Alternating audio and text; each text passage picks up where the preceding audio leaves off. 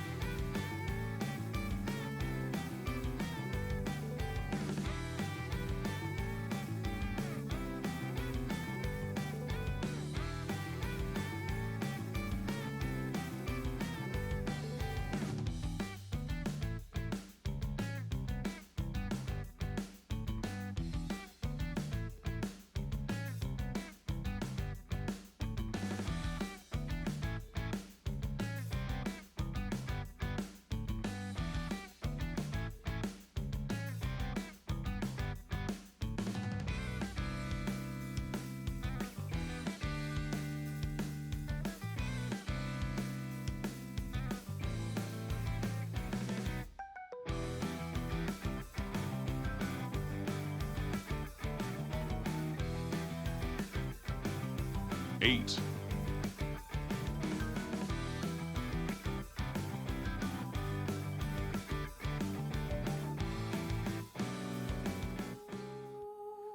Oh, good timing.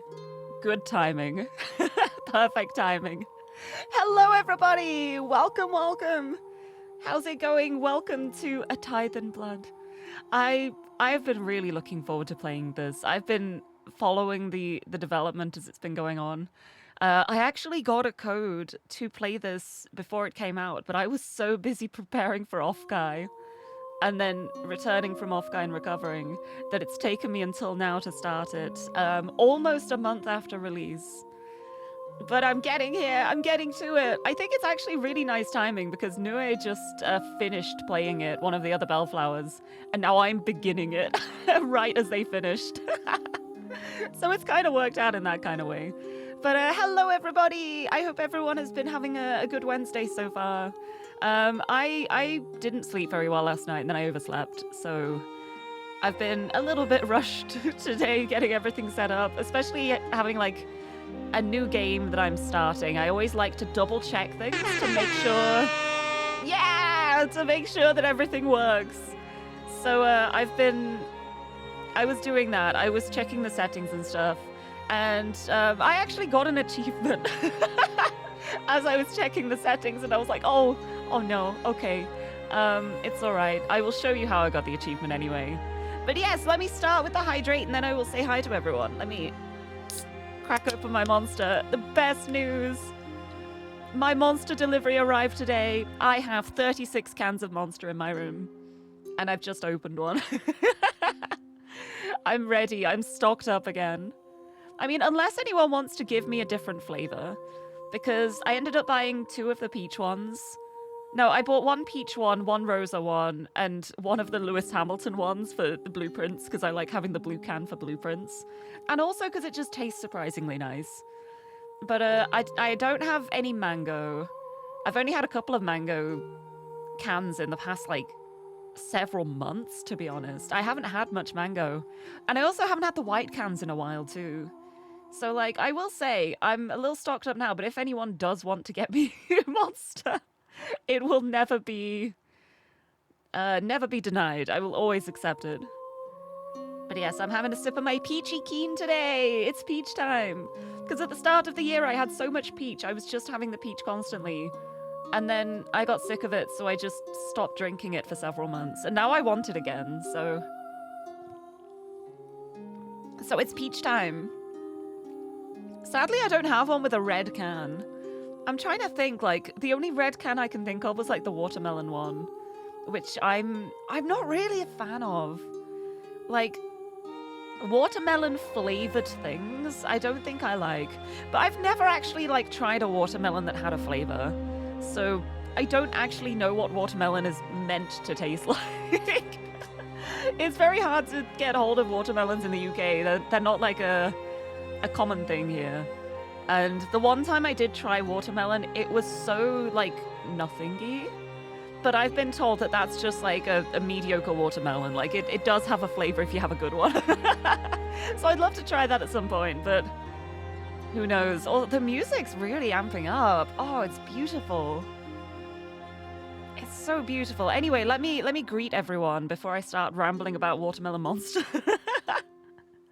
Welcome in, Suzume! Congratulations on the first. Welcome, welcome. And thank you for the 8-minute warning as well. Welcome in, Akire. Lovely to see you. Hello, hello.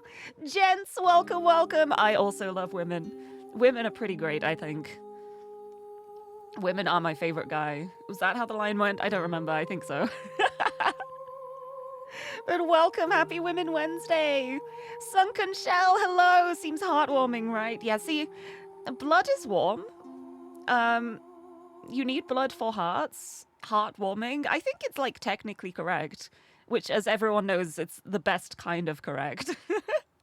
Akira saying, it looks like I wanted a photobomb in the thumbnail image I did. Yeah, it's just me seeing two beautiful women lying on a field and being like, what if I join in? Something that would never happen because I would be too much of a coward to even try it. This menu art is so beautiful, though. It is so gorgeous. It's so lovely. I'm really excited to play this because I'm kind of matching my model. Matchies. I'm here to be part of the game, except not quite. I don't know if I'd want to be part of this game. I will say as well, I've got a pinned message with the content warnings for this game. This is a darker game. As you can probably tell by the fact that there's, like, literally... Where's my cursor gone? There it is. There's literally bloodstains on the logo. It's probably not going to be a happy, fluffy story. I don't think. But I'm really, really looking forward to playing it. But yeah, please do be aware if any of the topics involved might affect you, please be aware of that. And if you have to leave, like, if you want to try it out and see how it goes, that's fine. If you have to leave at any point, fully understandable in every way, and I'm not going to be mad at anyone. It's more important to look after yourselves. But I know Studio Elan, and I know even with, like, heavy topics, they always handle it so respectfully and well. So I'm very curious to know what this story's going to be like, what's going to happen. I don't know anything about it because I've purposely been trying to avoid information as much as possible because I love going into these kind of things without any knowledge. It makes it such a fun experience finding things out for the first time.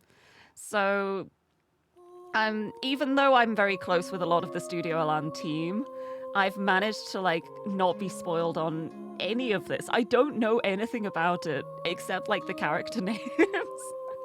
So I'm really, really interested to see how this will go. I'm really excited. It's going to be a lot of fun. Anyway, I got distracted as I was greeting people yet again, to nobody's surprise. Cooney, hello, let's go. I'm so ready. I'm so ready for this. Hello, I hope you're doing well. Shogun, good afternoon. Yes, that is completely fine. Subject matter's a little too close to live. That's why there's that's why the content warnings are here, it's a situation of we want everyone to have a good time, and not all content is for everybody, so it's very important to look after yourself first and foremost. There are options in the settings that I'm going to go through on the stream and see what I want to have like enabled and disabled, because one thing that it has mentioned is that there's the option to not show like visual depictions for some things, which I think is a really wonderful option to have for something like this, because it might be that somebody's okay with like one thing but not with another. Like they're okay viewing blood but not in this specific instance or whatever, like depending on the situation. So having an option like that is really, really good, and like it makes me happy. Like the first thing I got when I loaded the game was a huge screen giving all of the content warnings, being like, this is a fictional story, it's any resemblance to real life is unintentional. And yeah, it's really nice how like the game forewarns you on that, so you're not going to be like blindsided by anything. But Alcor, hello, Women Wednesday, yippee! I'm so ready. It's been a little while since I had Women Wednesdays, because I ended up doing Twofold Tuesdays for so long. That wasn't Women Wednesdays. The Women Wednesdays, it's probably been like over a year, honestly. I'm trying to remember when the last one would have been. Genuinely no idea, but I'm glad to be bringing them back again. A Tithe in Blood Women Wednesdays, and then Talos Tuesdays, and then Family Fridays, and then Puzzle Sundays, which is the only one that doesn't have alliteration.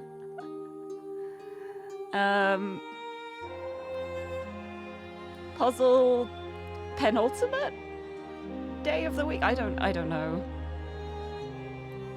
Solution Sunday, Solving Sunday.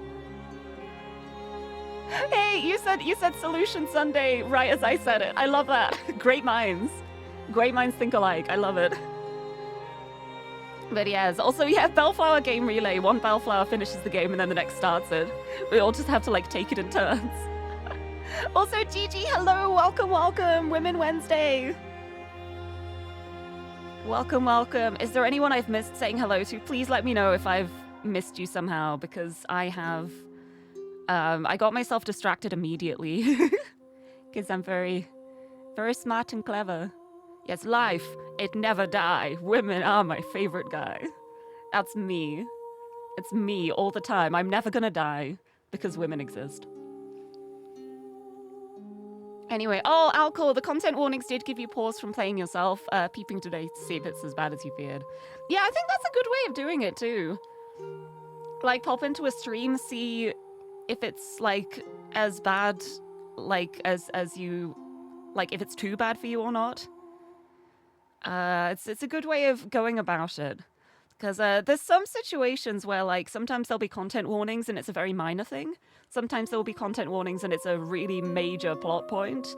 I feel like this is more major plot points, content warnings, but I don't know for sure because I have not played this and I don't know about it. So we'll discover together. But at the same time as well, if anyone is like struggling with things and this hits a bit too close to home, but you don't want to leave as well, you just want to be in a supportive environment, I'm here to support with that too. Like, there's obviously not much I can do. I'm not a therapist. I can't like go through problems and stuff. I can't be like help in that kind of way, but I can be here as a person to just like distract you. I'll be here. Just knowing someone's here can mean a lot sometimes, I think. So there is at least that. Even if you have to just like mute and just like watch me bob around on the screen, just know I'm here. I'm here. I'll support. Because I'm thankfully in a position where I don't tend to need like content warnings for things. There's not much that like really gets to me. Like my major thing is that like the only thing I really like need content warnings on are things involving like eyes. Like for me, eye stuff, when it's like very focused on eyes and eye gore, I can't deal with that But at the same time, it's not the kind of thing that triggers me. It's just that I have to turn away and not look at it. And then I can continue. I just really viscerally do not like it. But I don't get triggered by things. So it does mean that I can play games like this without worrying about myself. But everyone look after yourself. Like, I feel like it's very important to know what's good for you and what isn't. And if you have to step away from something for your own well-being, please do that. It's more important than, like, pushing through with something you're uncomfortable with. Like, sometimes it's a positive thing to push through. A lot of the time, if it's, like, genuinely things that are making you upset and disturbed, you don't have to push through if there's an option to step away. It's more healthy to step away sometimes. Anyway, I've been rambling a lot. But I'm... A lot of words just to say, look after yourself. Be aware, but don't worry. If things are too much, you can step away. And I will post pictures of Tiffany in my Discord afterwards as well. I took some really cute photos of her the other day. So what I'm going to do is, we're going to do this for, like, maybe deep topics. Maybe a bit of vulnerability in the chat as we're talking about whatever topics come up in the game. And then afterwards, go into the Discord. I've got the best Tiffany bleps for you. It's the palette cleanser. the mood cleanser. Yeah. Oh, Gigi, there was a lot of pride at the festival you were at this weekend. It ruled. Oh, I love that. That's so good. It's always so nice when you when you, like, encounter that in real life and you're just like, oh, I feel safe here. Yes. Oh, Tracy, hello. Bellflower Relay to Electric Boogaloo. No, I think Nue's still streaming. I think they're doing some Yakuza at the moment. They were playing Yakuza last I peeped in. I don't know. But welcome. I hope you're doing well. Happy Women Wednesday. Welcome on in. And Cappy Barrister-san, lovely to see you. Hello, fellow Wednesday enjoyers. I do enjoy Wednesdays, especially when there are beautiful women on the screen like this. Good times.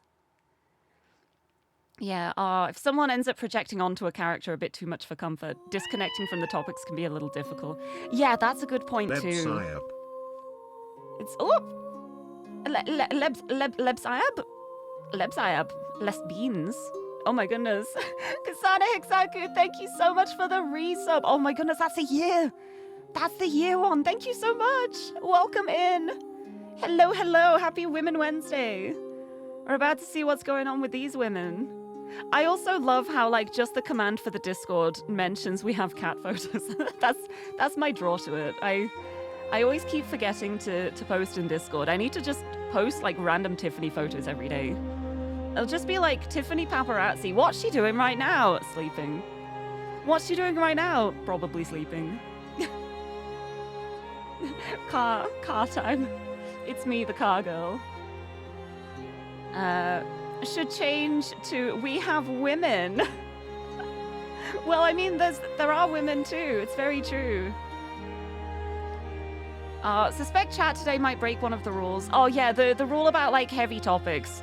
Like, it's very much like a situational thing. Like, if it's discussing something in the game, then that is completely all right. Like, that is not, like, breaking the rules. But, like, heavy topics, like, if it starts getting too personal, I will ask, like, for toning it down and stuff. Trying to keep it, like, towards the game. Like, for everybody's sake. Because heavy topics can be really difficult to manage sometimes. But yeah, it's gonna be very... Depending on the situation, I'm gonna be, like, here with my mod sword this time. To gently pat people on the shoulders. No mod smiting, just mod tapping and a big hug. Yeah. Women, I sold you. Yes, good. Also, I'm gay, if that helps. Real lesbians in your Discord server, right? That sounds really bad. That sounds like a dating ad. real single cat girls in your area. No, this is so bad. I plan to stay single. Anyway, I'm so excited to play this though. It's been a while. I was hoping I'd be able to start it before Offkai, but things got super busy. Things are still kind of busy. I'm working on a lot of stuff at the moment. My original song. But I really wanted to start this and continue this and just keep playing it every Wednesday. So this is the new Women Wednesday stream. And I'm very curious to know how long it will take me to finish it, because I've been seeing the average times that it's been taking people to finish this game. I'm probably gonna double that for my amount. Because of how long it takes me to play games and how long I yap, and how I will do like 5 lines of dialogue and then start talking about something. It's probably gonna take me a little while, but that's the fun of it. That's the fun of experiencing it through the streams. And if you end up really enjoying it and you want to know what happens next before having to wait for me, check out, also in the pinned message, there is a link to the Steam page. You can buy it yourself. It's very good. It's very good. It's got an art book and everything as DLC if you want. And the art is gorgeous, as you can see from this. So I'm very excited. Oh, actually, I was gonna say, shall I start? But I think what I want to do before I start, I'm gonna go to the settings. And there's a content setting in the settings menu. And what this does is it gives options for visual and auditory representations. And you can enable or disable those things. So it won't remove the textual depictions, the text on the screen, the textual descriptions, but it will remove like active images of the topics. And for streaming specifically, I'm gonna make sure I disable all of these. Oh, actually no, I'll keep the fresh blood and like blood splatters on the environment. I'll keep that enabled. But I am going to definitely disable this one. I don't want that to be visibly here. And I think I'm gonna keep this. No, I want to keep that enabled because I think it's probably an important thing to recognize. I'm gonna disable that one. Right, and the auditory representations. Let's turn off this one. Heartbeat sounds. I'm going to enable that. I do like heartbeat sounds. I think they're really good for atmosphere, but be aware that they will happen. Simulated tinnitus, high frequency, high pitched sound. I'm disabling that one because I am super sensitive to any like high pitched sound like that. It pains me and I can't deal with those kind of sound effects. And static noise, I think static should be okay. We'll see. If we get to a static moment in the game and it ends up being too much, I can just like go to the menu and disable it. But I'm going to disable like those sound effects, and I'm going to disable high-pitched, high-frequency sound because I can't do that. I cannot. It's like the one thing that really bothers me. Like if there are high-pitched sounds happening somewhere, I can't focus on anything else. It just like shuts down my brain. So I've got that. Also, as I was going through the settings earlier, I went on to the voice settings to adjust the volumes to make sure the volumes were more or less even with each other. And when I clicked on this, I got an achievement for it. So... Okie dokie. Okie dokie. I got an okie dokie achievement. Okie dokie. I wasn't expecting to get an achievement when I clicked on it, so it startled me a little bit. And I was like, oh no, I wanted to show the achievements on stream. But I can at least tell you how I got it. It's a good first achievement to get. But yeah, hopefully the audio levels should be okay. Sometimes the music really like ramps up in intensity on this menu. But I think it should be okay in the game. But if anything ends up being like too loud, too quiet, please let me know and I can just change it. But yes, okie dokie. Okie dokie, like, ever since watching the Fallout series, it just makes me think of that. Don't know if anyone else watched the Fallout show. I really enjoyed it. I thought it was a lot of fun. But every time I hear okie dokie now, I just think of that. Anyway, I think I'm gonna have a sip before I start. But I think, after 20 minutes of yapping, it's time to start. Just think of Yellowstone. From National Park Girls. I have not played National Park Girls yet. That's going to be the next Women Wednesday after this. If anyone saw the stream I did like a week and a bit ago, my return from Offkai stream, I did a little handcam section showing off the goodies I got from Offkai, and I got A Tithe in Blood and National Park Girls, like the physical versions of them. So they're my next 2 games to play. I'm trying to think, I think National Park Girls, after this one, is going to be the only Elan game I haven't played. Like, I haven't streamed Highway Blossoms or Heart of the Woods, because I played those before I started streaming, but I have played them. It's just National Park Girls and A Tithe in Blood now. And, like, the ones that are still upcoming, of course. I haven't played those. But I plan to. Anyway, let's start. It's time. A Tithe in Blood.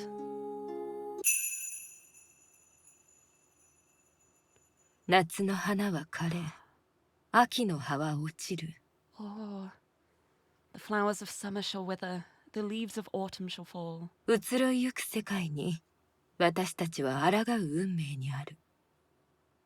人間の永遠の愚行に対して。 Sorry for interrupting you. Against a transient world, we are doomed to defiance, to the eternal folly of man. そして、冬の雪が舞い降りる。 And so the winter snow falls. Ooh.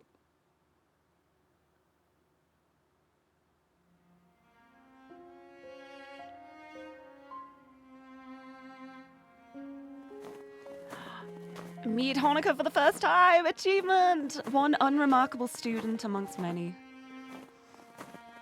I got a signed copy of National Park Girls. I did! I bought it at Offkai, and then I went up to Scion, and I did like a little bow, and I said, I am a huge fan. Could I humbly ask you to sign this for me? And he signed it for me. It was great. I also got a signed copy of this too, A Tithe in Blood. I got it signed by Addy and Suriko. And I got the art book too. I haven't looked at the art book yet because I didn't want to spoil myself for the game. But I have it. But yeah, obviously he said no. I mean, if he had said no, I would have just like pouted probably. But yeah, I don't think he was expecting me to ask him to sign it. But of course I would want it signed. Honestly, I'm a little sad I didn't manage to get anything signed by Sarah Mancuso. I got to meet her at Offkai, and she is such a sweetheart. And I love her music so much, and I didn't get to get her sign anything for me. Next time. I'm hoping there'll be a next time. I have the power. Yeah, I got it signed. I did. Signed by Scion. Hey, can you Scion my game for me, please? Anyway. A terrible chill hangs in the air, the season proving bitter as it so often is here. On this cold day, a great throng of students slowly shuffles through the piled snow of the university grounds, the day's lectures finally over.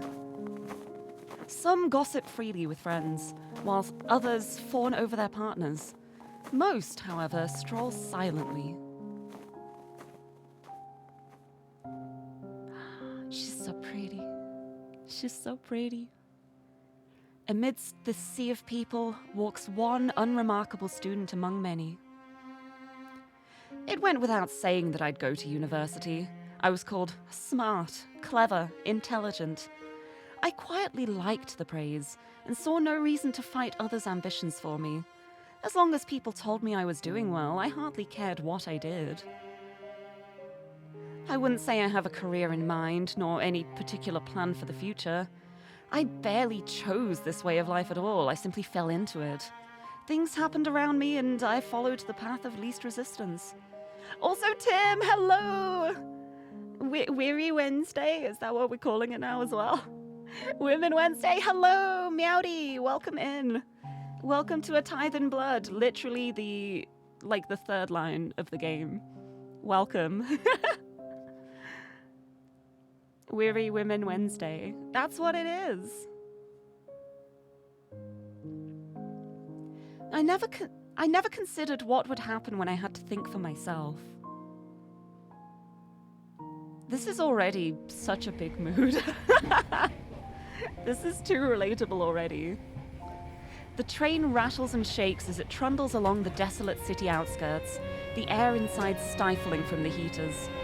The seats always fill before I get on, so standing for the awkwardly long ride has become normal by now. With little else to do, I stare out the train doors. My thoughts soon turn inward, as they so often do in quiet moments. The quietest moments, this feels so loud. Not needing to study a day of high school has, paradoxically, made university all the worse. Yep! Faced with more difficult problems and never having needed to work at understanding something before me, I found myself restless. This is the problem I had in school. This is exactly the problem I had. I did so well when I was younger. Like, primary school specifically, I was, everyone was like, you're so clever, you're so smart, you are gifted and talented. And then I moved on to secondary school, and I had to start using my initiative for things and doing things on my own, and I had always just like naturally learned things. So I did not know how to study. I had no idea how to study, and so then I would panic because I would not know what I'm doing. And then while I'm panicking, I wouldn't take any information in, and I wouldn't learn, and I would do worse, and I would need to study more, and the cycle would begin again. And I didn't do very well in school. Despite being like, I would consider myself intelligent. I think I have an intelligent mind. I think I can pick things up when I am taught them properly. But I did not do very well in secondary school because it was a bad time. It was a bad time that I'm very glad I am past now. But yeah, I think that's like so relatable for so many people as well. It's also like the danger of like, if someone is told that they are gifted, then that is so much pressure to put on them. And then if that person starts slipping later on, they're like, well, I'm supposed to be gifted, and it like makes the failure that much worse. Ooh, the pain. One might turn to friends for support, but my nature seems to drive others away. I always got on better with teachers than other students in any case. The city outside becomes distant, its glass buildings reflecting a grey sky. The only colour to be seen is that of the bright red Sapporo TV tower, its wireframe girders beaming through the white snow. Hey, red and white, huh? Yeah, or ADHD moment, yeah, truly, truly. Oh, it's why you ended up dropping out of college. Yeah, it's tricky. It's also a situation of like, sometimes like things like college and university, they are very much set out as like a one-size-fits-all situation, and that is very much not the case. Like, people do not learn the same way. What works for one person probably won't work for a different person. And so it's very difficult when everything is just like, we have to like focus on the majority. It means if you're the minority that can't learn well in that kind of way, you kind of like slip through the cracks a bit. It's tricky times.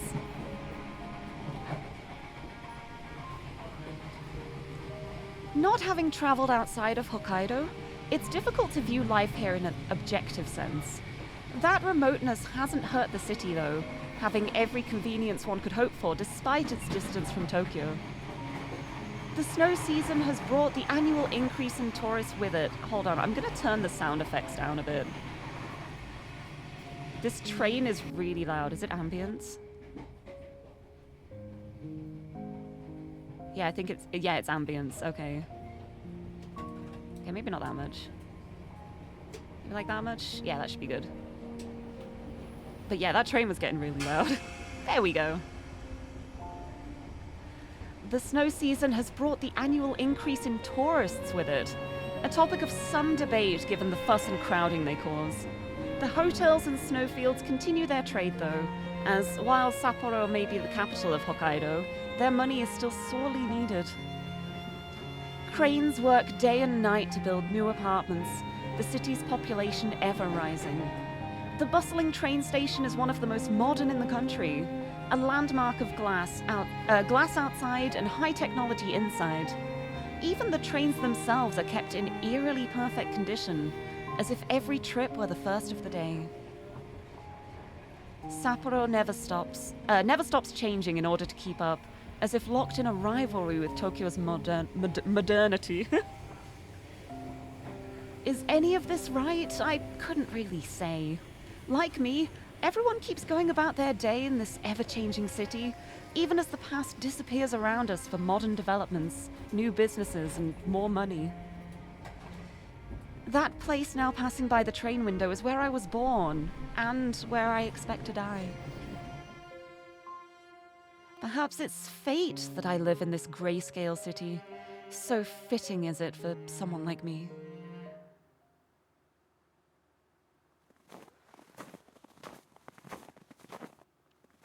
The walk from the station to my house is thankfully much shorter, though the idea of selling it and getting an apartment closer to school is something I've considered more than once. Having passed the local cemetery on the way, I enter.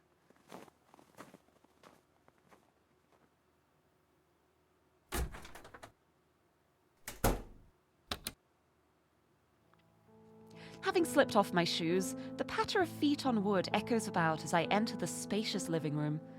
A flimsy plastic bag carries dinner from the nearby convenience store in one hand, while the well-worn messenger bag for school remains strapped over my shoulder.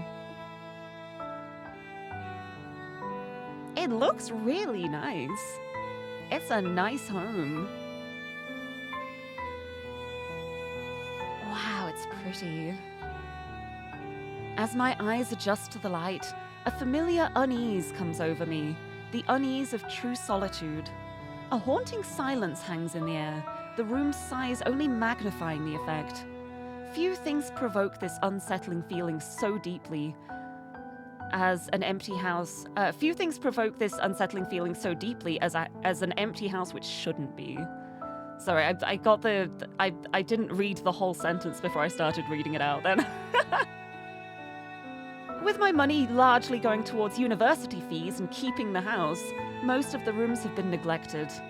The table before me might appear as stately wooden construction, but the lie is exposed by the veneer having flaked off a corner, exposing cheap particle board.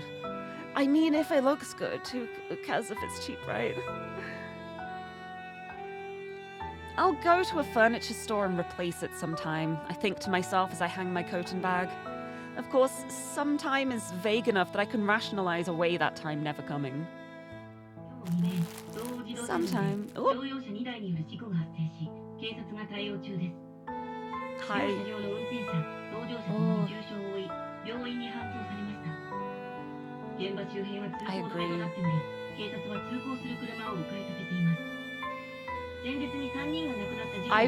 Is the news report going to end?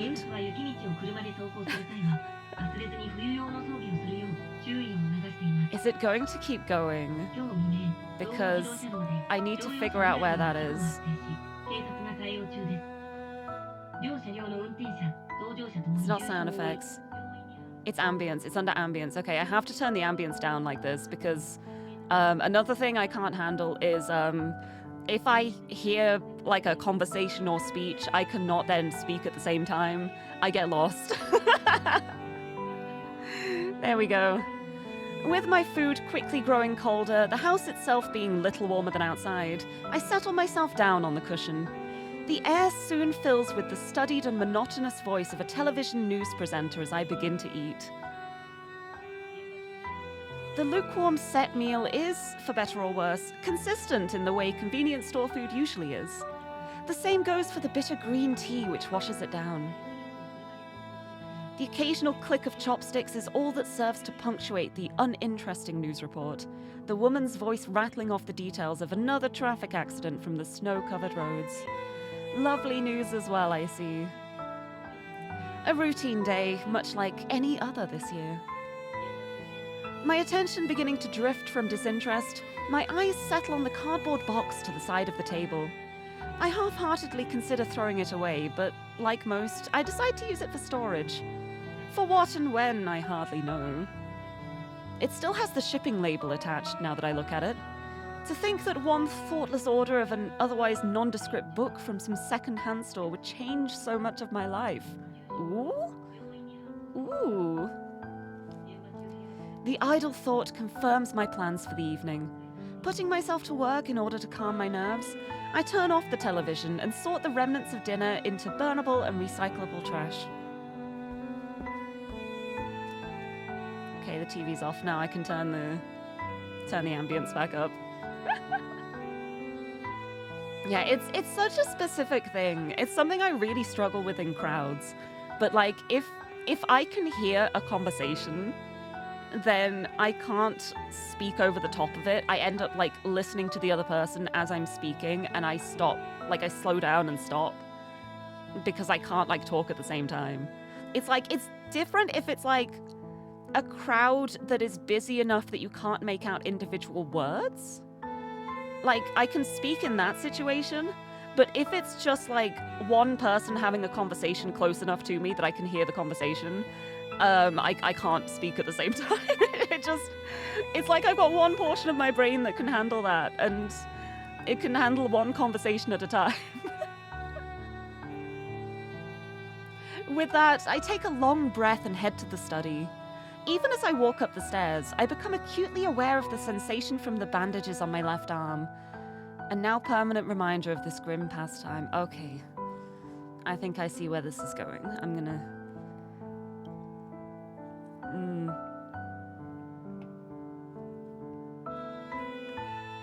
Just as a reminder of the content warnings for this game.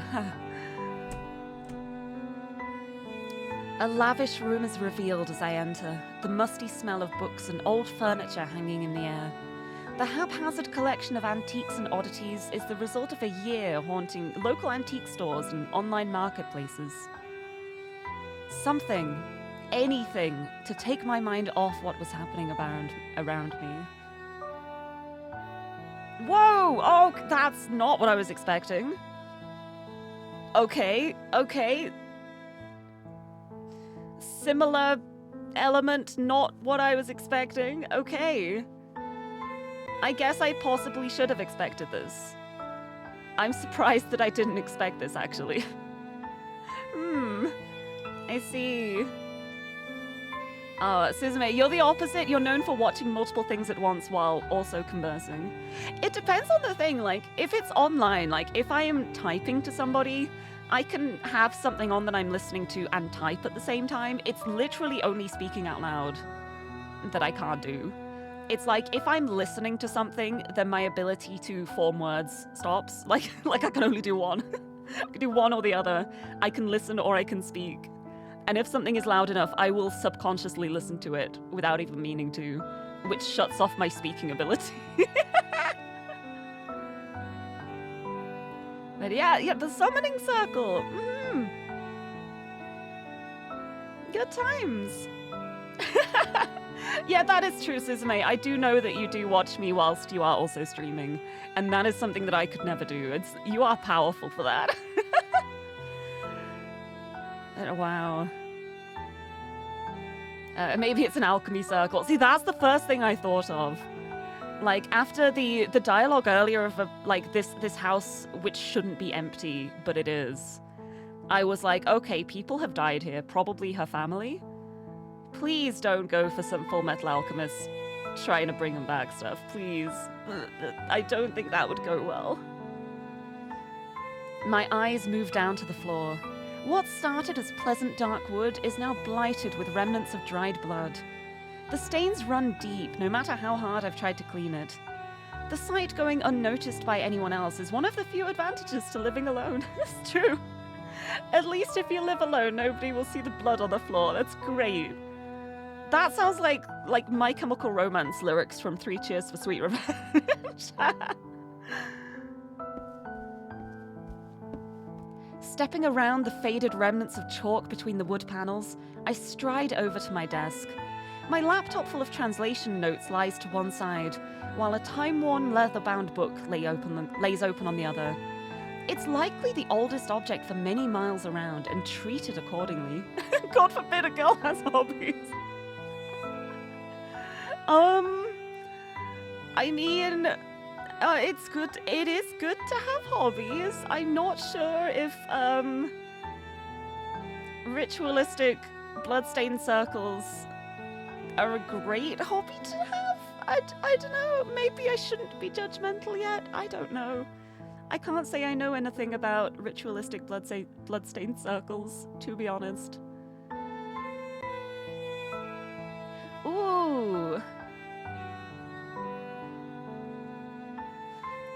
Note, I'm gonna mispronounce all of this. Is it like notas assortite sulla natura della magia del sangue? That seems Spanish? Is that Spanish? I don't know. Either way, assorted notes on the nature of blood magic. The title alone made me curious, a curiosity which soon developed into obsession. Before long, that obsession turned from the intellectual to the practical. No, it's not. I have no idea what it is then. Oh, wait, Italian. Yeah, that's definitely going to be Italian. Isabella di Mora. That sounds more Italianish. When it comes to European languages, I can always recognize French and German. And then everything else is, I'm really bad and I don't know anything. It does seem more Italian. Possibly even because it could be Italian into Latin. A lot of magic stuff tends to lean towards the Latin side. So that would make sense. With some reverence, I carefully leafed through the pages. The words of the author, one Isabella di Mora, speak across the ages as I scan the page. There it is, yeah! Translating the Italian text has been slow going, not helped by its archaic form, but what progress I've made has yielded good results. Okay, confirmed. Yes, Italian. I can confirm. Game can confirm. Rather, it's been my body which has slowed me more than anything else. Is it going to be yeah, my body slowed me. I can only produce so much blood. If only my body would pump out blood faster, I could get on with this. Looking between the floor and book several times. Oh no, it's probably going to be more staying awake to actually do it. Never mind. I jumped immediately to the blood then. Maybe I shouldn't have. Wait, thank you for the quote.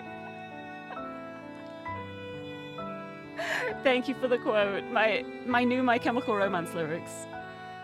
Looking between the floor and book several times, I attempt to visualize the patterns needed to replicate Isabella's experiments. The glyphs and patterns are strange and complex, more than one attempt ending in dismal failure.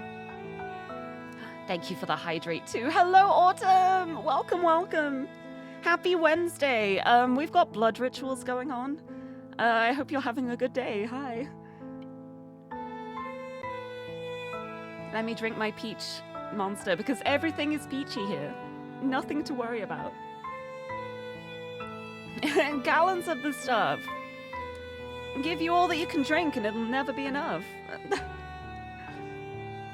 Realizing I've begun to draw this out to avoid the necessary pain for as long as possible, I set the book down at its opened page and set about the preparations.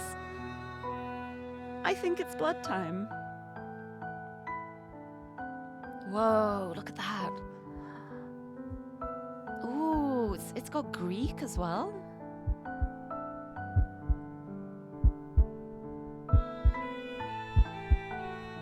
Got the Greek alphabet. I don't know Greek. I know enough to recognize the Greek language. I don't know much Greek, but I did learn Russian for a short time in school. So through doing that, I can kind of recognize some Cyrillic alphabet similarities. Things like that's the L sound. There are some that are very similar. There's some that are very different too. But yeah, it's all Greek to me. It's true. Yeah, it's heartbeat time now. I'll post in chat when the heartbeats stop. Hold on. Let me just...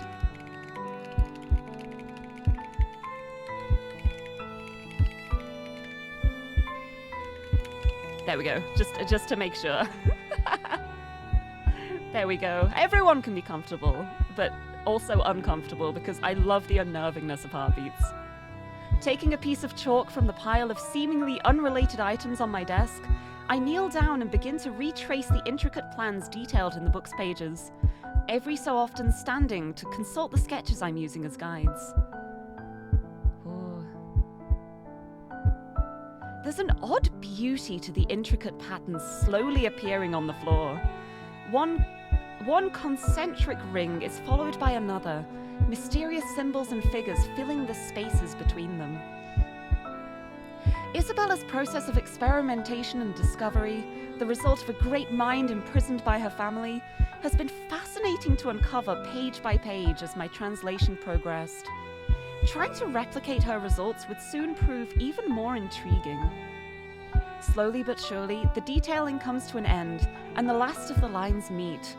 Coming to my feet, I set the chalk back down and set about the more distasteful side of the process. Whoa, okay, here we go.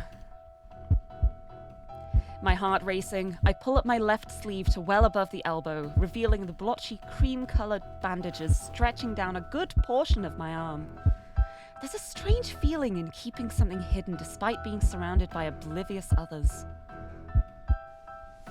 Little by little, I unravel the dressing, leaving enough at the top of my arm to avoid it falling. As the skin beneath is revealed, one dark red line after another blights the pale flesh around it. Some have already scarred, soreness and itching reminding me of their presence. Reaching to the desk, I take my knife in hand.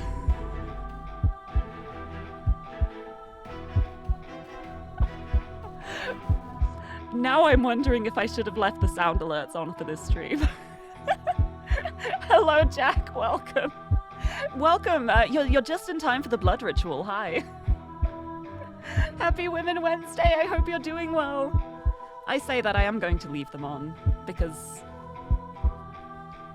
I would have to turn them off myself. But I hope you're doing well. Happy Wednesday. Oh, this music is so good as well. Oh. Also, Brinley, hello as well. Welcome. Yes, everyone's joining for the blood ritual. I'm sure it'll be fine. I think it's okay. Reaching to the desk, I take my knife in hand. The blade is nondescript by choice, bought along with random items I didn't need to avoid arousing suspicion. Bringing it to my arm, I hover above a space below the last cut, in hopes of not interfering with its healing. My heart begins racing as the knife settles against the skin. The sound of my breathing is maddeningly loud as it reverberates around the room, becoming ragged. My knuckles whiten as I clutch the knife's cold metal handle in my shaking palm. I'd dearly hoped this inhumane act against myself would become more natural, but even now my instincts scream at me to stop. Instinct isn't so easily snuffed out. That's called self-preservation. That's something you don't want to get rid of. Please. Please. As the moon's light glints off the coldly utilitarian blade, I press the tip of the knife to the side of my arm. In one practiced motion, I overcome my body's pleading and force myself to slice the blade across. Pain lances through my body and mind, the gritting of my teeth the only thing stopping my painful whimpers from escaping. The tool's job done, I throw it to the ground and clutch my arm tightly. Dark crimson fluid seeps from the open wound, soon flowing freely down my arm and over my hand. Crouching down, I put myself to work to pull what attention I can from the wound. Oh. Putting my hand out before me, I straighten my index and middle fingers as thick, warm blood begins to drip from them. Trying my best to minimize my nervous shaking, the chalk outlines soon turn red as I trace them out at a slow but steady pace. I have to take this carefully, I remind myself. My body can't afford to do this often, every attempt meaning days of recovery. I'm already weak, and the winter's efforts hardly help. Okay, no, I was right then. I was right that her being like, my body slowing me down is because of the blood loss. Just be like, imagine if I could just bleed forever, I would be fine. Ugh. As the last of the white chalk turns to a wine-dark red, I stand once more and glance about. The moonlight reflects off the fresh blood, a slow trickle still dropping to the floor from my arm. A certain dissonance strikes me between the messy red spatters strewn across the floor and the intricate Byzantine patterns they form. The panicked thought of this being some descent into madness briefly passes my mind. What madman, what crazed murderer could stand in such a spectacle and think themselves sane? Murderer? Hello? Like, actually? Or is it a situation where you've convinced yourself of that? Rather than fear such thoughts, I treasure them as I close my eyes shut. They're confirmation that I've not yet lost my mind. I can still see this from the outside. She's just like, so long as I can recognize how messed up this is, I'm not fully messed up yet. I mean, that is true. Like, if you had gone mad, you wouldn't be wondering if it's okay to do this. Like, that's a sign there's still, like, that sense of rationality in there. I'm still human. As the book says, I concentrate on imagining the symbols and patterns around me in my mind. My emotions begin to shift and ebb, my nerves somehow becoming swept along in this strangely calming sensation. Oh. As if caught in a river, my thoughts begin to flow. Rather than fight it as I first did, I allow the slow and uneasy trickle to take me, surrendering to the movements in my mind. Some are pleasant, others horrendous, but all prove fleeting and impermanent. What was a river soon becomes a torrent, identifiable memories and concepts becoming abstract and indistinct. Thoughts, feelings, sensations, all merge together in a surging rush, all physical sense of my body long gone as every emotion pours through me at once. In the swirling and flowing mass, the bedrock below it all begins to sway in the swelling flood. My sense of self nudges and rocks at first, held by the deepest roots. Yet, little by little, against the surging flood,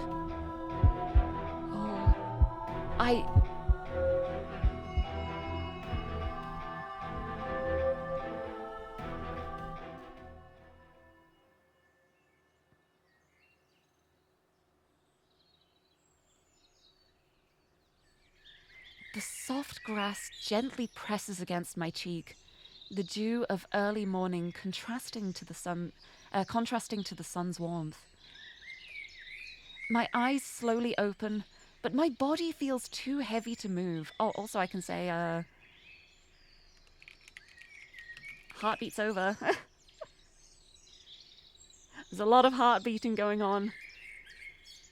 But now we have birds. My eyes slowly open, but my body feels too heavy to move. Far from being unexpected, it's now a familiar feeling. My mind too dulled to do anything more, I silently watch the flowers before me gently sway in the breeze, while birds squawk in the far distance. It's all so different and so warm. As if waking from a terribly long sleep, I wearily pick myself up and my senses slowly return. A cloudless blue sky hangs above, with the lush green of the unkept forest surrounding me. It's all so idyllic. Here, there's no bright red tower piercing a sullen sky. The world which stretches out before me couldn't be farther from the hustle and bustle of the city I've left. The warmth of spring and its many scents confuses my senses, jarred by the shift from the cold winter's night I left. The only blemish on the scene is a column of faint smoke from workshops in the far distance, peeking above the tree canopies. 魔法が成功した。 The magic worked. I thoughtlessly say the words to nobody in particular, the nature of what I've done no less surreal to me now than the scant few other times I've successfully managed it. Unfortunately, my senses returning to me also means that pain is among them. I quickly set about rebinding my bandages, lest anyone here see the scars now disfiguring my forearm. Groaning, I focus on making sure they're done tight and firm before fixing the ends once more. As much for myself as any other, I roll my sleeve back down afterwards to avoid the temptation to look. Adjusting my glasses and dusting myself off with my uninjured arm, I set off towards the town ahead. The town of Sapporo.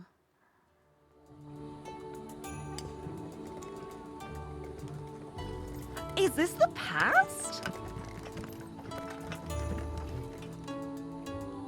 Is this like a different world? Or is this like a different time? Huh. Is this time shenanigans and I had no idea this whole time? Oh my goodness. Wait, hold on. An empty horse-drawn tram trundles along past my field of vision, the steed's hunchbacked owner patiently letting it trot along at a leisurely pace. He pays me little heed as they pass, the clatter of hooves blending with the sounds of passers-by. The shadows are small, so it must be around noon. The flow of time here always throws me off. As I so often do when I come to this place, I find myself just watching, strolling through as if in a daze, caught up in observing this strange and foreign world. Yet, this foreign-feeling world is also strikingly familiar. For reasons unknown, the magic I've been attempting, transference, has reliably transported me here. When I should be in some other country, I instead arrive in the same location, but a century ago. It is time shenanigans! Oh, how did I not know? How did I not know? I love time. I love time stuff. I can't believe I didn't know this. Oh, time shenanigans. Time magic. Wow. The strangely dressed newcomer soon lost her novelty to the people here. Inching closer to 5 years. Oh my goodness, Jae-Jun! Thank you so much for the resub. Oh my goodness, the 53 months. That is such a big number. It feels so surreal. Hello! Happy Women Wednesday. Welcome. I hope you're doing well. I hope you're having a good Wednesday so far. I can imagine it's early still. Welcome to blood time rituals and women. I hope you're doing well. Thank you so much for the resub. 53 feels so wild to me. Wow, thank you so much. Wibbly wobbly timey wimey. It's my favorite. It's my favorite thing, like in anything. If you involve like time travel in some way, I'm sold. I'm instantly sold. And I mean, I was sold to this before I knew there was time stuff involved.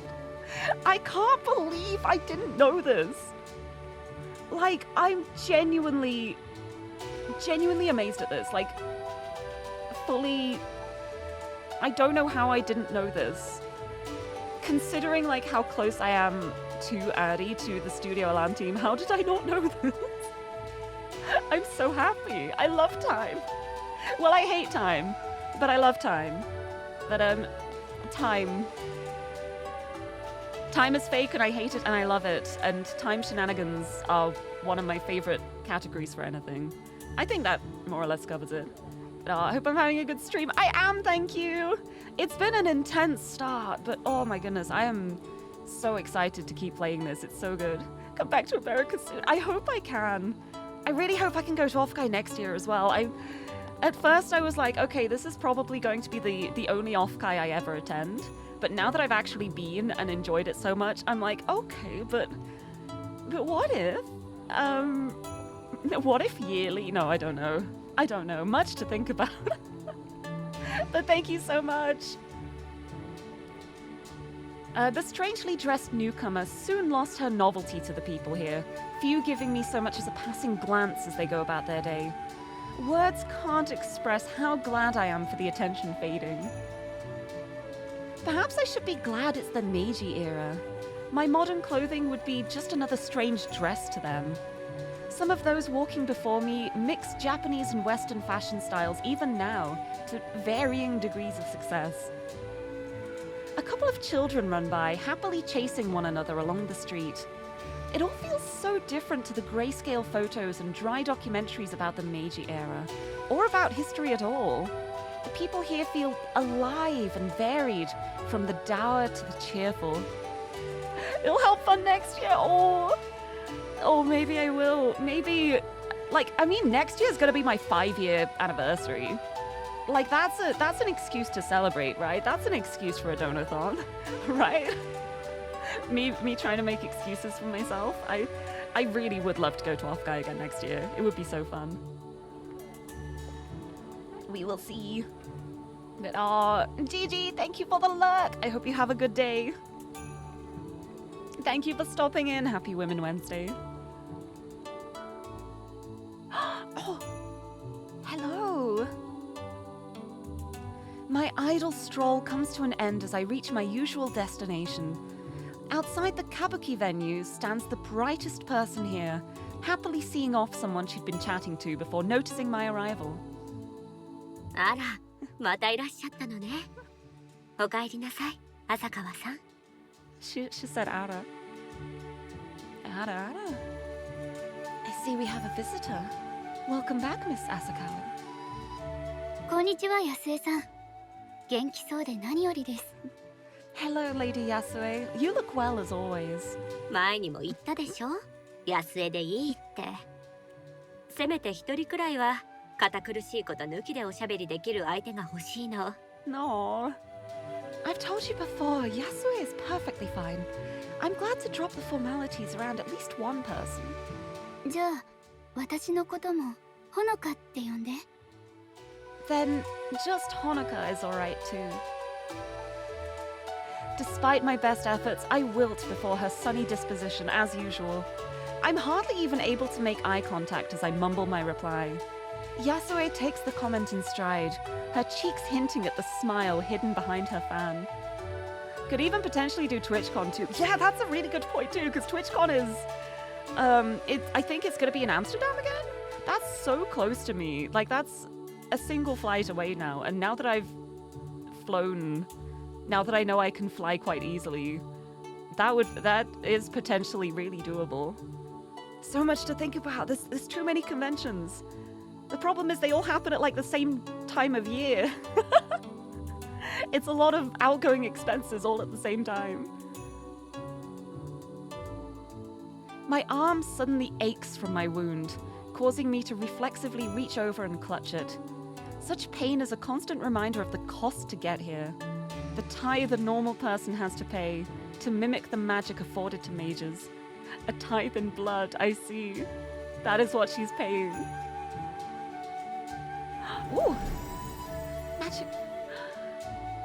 True mages, such as Yasue. Her magic is no less amazing to watch now as when I first saw it. With mages so few in number in the normal world, and those that do exist keeping a low profile, I'm in some ways blessed to meet one who uses their abilities so openly. I can understand that. I'm guessing, I feel like in the normal world, if you reveal that you are a mage and you have magical powers, you would probably get hounded and used for experiments and not be able to live a normal life. So it would make sense to keep a low profile, I think. 大丈夫? Are you alright? 大丈夫。少し疲れただけだから。I'm fine, just tired. Accepting my waving off of her concern, Yasue turns to begin walking, casting a glance behind her to invite me. I quickly skip up alongside as she begins to slowly stroll the streets, stealing the occasional furtive glance at the woman as we go. While she's a pretty person in general, I've never quite been able to place her age. I may be terrible at guessing such things normally, but it's her hair which throws me off entirely. I'd call it bleached white, but it looks natural despite her youthful face. I mean, that might be a magic thing too. Finding myself self-conscious, I run a hand through my bangs to neaten them before adjusting my glasses just so. I'm not particularly good at things like fashion, but for this one person, I want to put in some kind of effort. It's a little gay, Honoka. A little bit gay. どこへ向かっているの? Where are you headed? 特に当てはないわ。今日の公演が終わったから少し散歩しようと思ったの。Oh, I love the voices. Nowhere in particular. The day's performance is over, so I thought to have a stroll to wind down. 一緒に過ごせて嬉しいわ。でも疲れたらすぐに行ってね。隠そうとしても分かっているのよ。無理をしてここに来ているのでしょ? Oh, she's observant. While I appreciate the company, do tell me if you tire. I'm well aware you try to hide it, but I have noticed the toll these adventures take on you. She does her best to make the remarks as gently as possible, but her point is made. I'd been hoping she wasn't troubled over such things, but it's hardly the first time she's seen right through me. 何もかも夢みたい。札幌の街が100年前はこんな風だったなんて信じられない。Yeah, she does have like a very taking care of you kind of tone. It all feels so surreal. It's hard to believe this is how my own city looked a century ago. 遠い未来の方にはさぞ古めかしく見えるでしょうね。I'm sure we must all look rather quaint to someone so far in the future. どうしたの？急に考え込んで。What brought on this line of thought? なんでもない。ここに初めて来た時のことを思い出していたの。Just thinking back to when I first arrived here. あの時のほのかったら迷子の子猫のようだったわね。この世界を見つけてくれたのがあなたみたいな女の子だなんて思いもしなかったわ。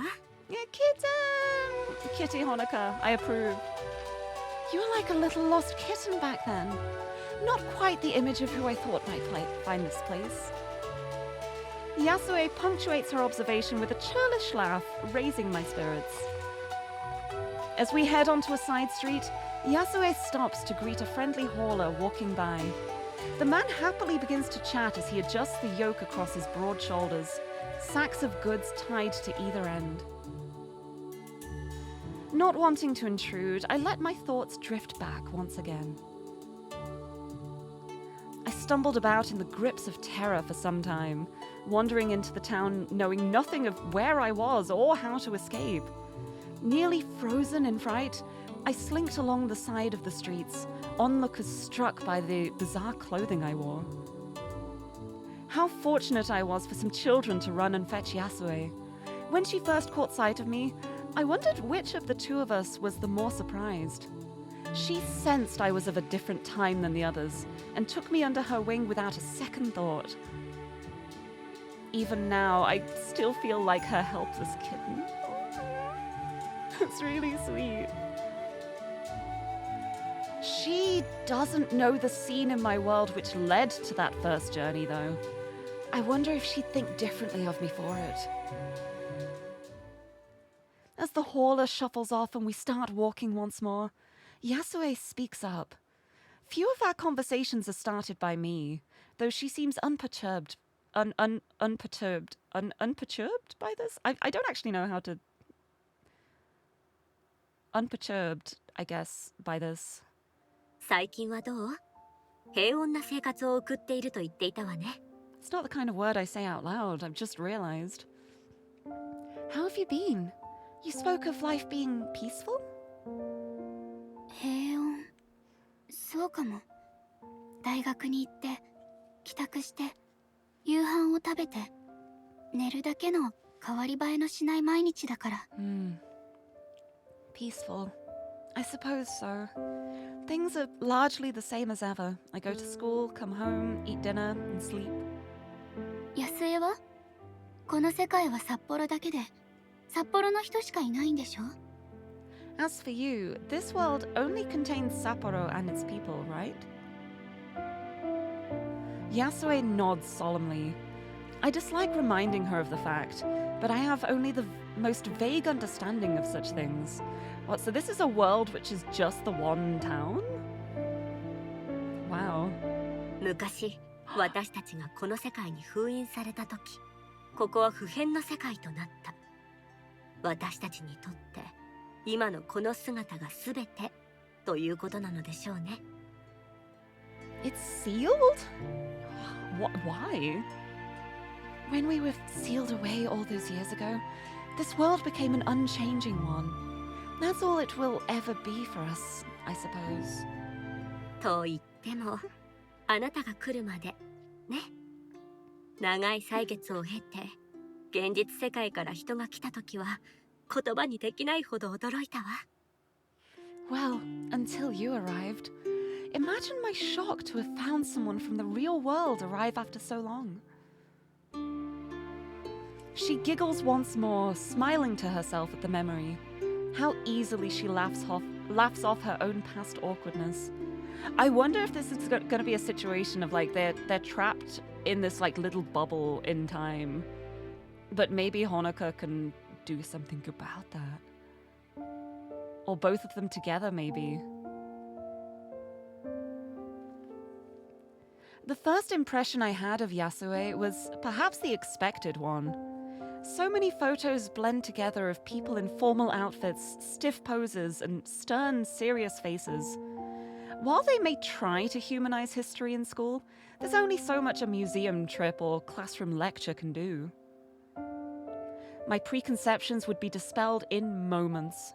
In so many ways, she juxtaposed her ladylike properness with a carefree spirit. Her hair is lavishly cared for, yet flows freely rather than being tied up.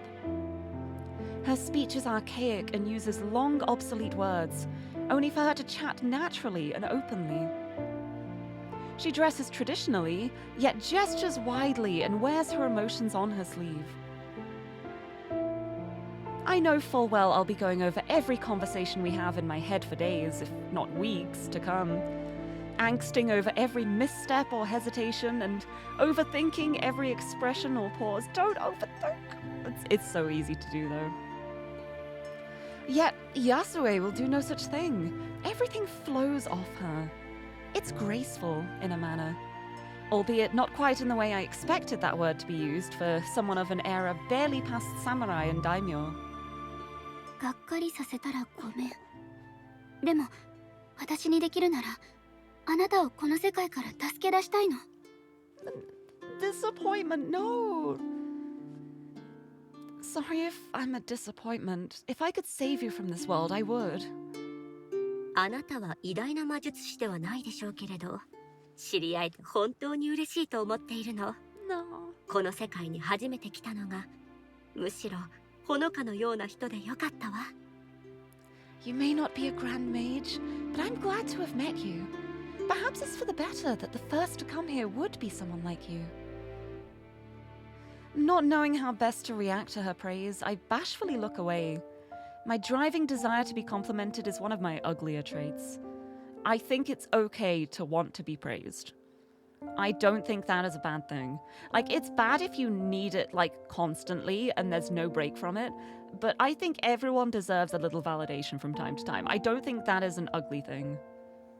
I don't think there's anything wrong with that. I can only hope it's one of the few things Yasue hasn't perceived of me. I soon realize I've begun rubbing my arm out of anxiety. For all her praise, I still feel as if I'm telling a lie by omission. How would a mage react to finding the one before them as some regular person mimicking their abilities through such methods? 一つ聞いてもいいかしら。答えたくなければ無理にとは言わないわ。 Oh. May I ask you a question on that topic? Feel free not to answer if you prefer. ええ、 Go ahead. ほのかはおいくつかしら。あれほどの術を使う魔術師にしては随分お若そうね。 Oh. How old are you? I must admit, you seem young for a mage of this skill. The jump in topic forces me to think over the answer for a moment. I can't will myself to tell the truth when she gives such a convenient excuse not to. 少し前に20歳になったばかりかな。 I turned 20 a few weeks ago, I think. ということはまだ。 So you haven't... She trails off before finishing her sentence, her expression concerned. I'm left at a loss for words, only growing worse as the spark of realization brightens her face.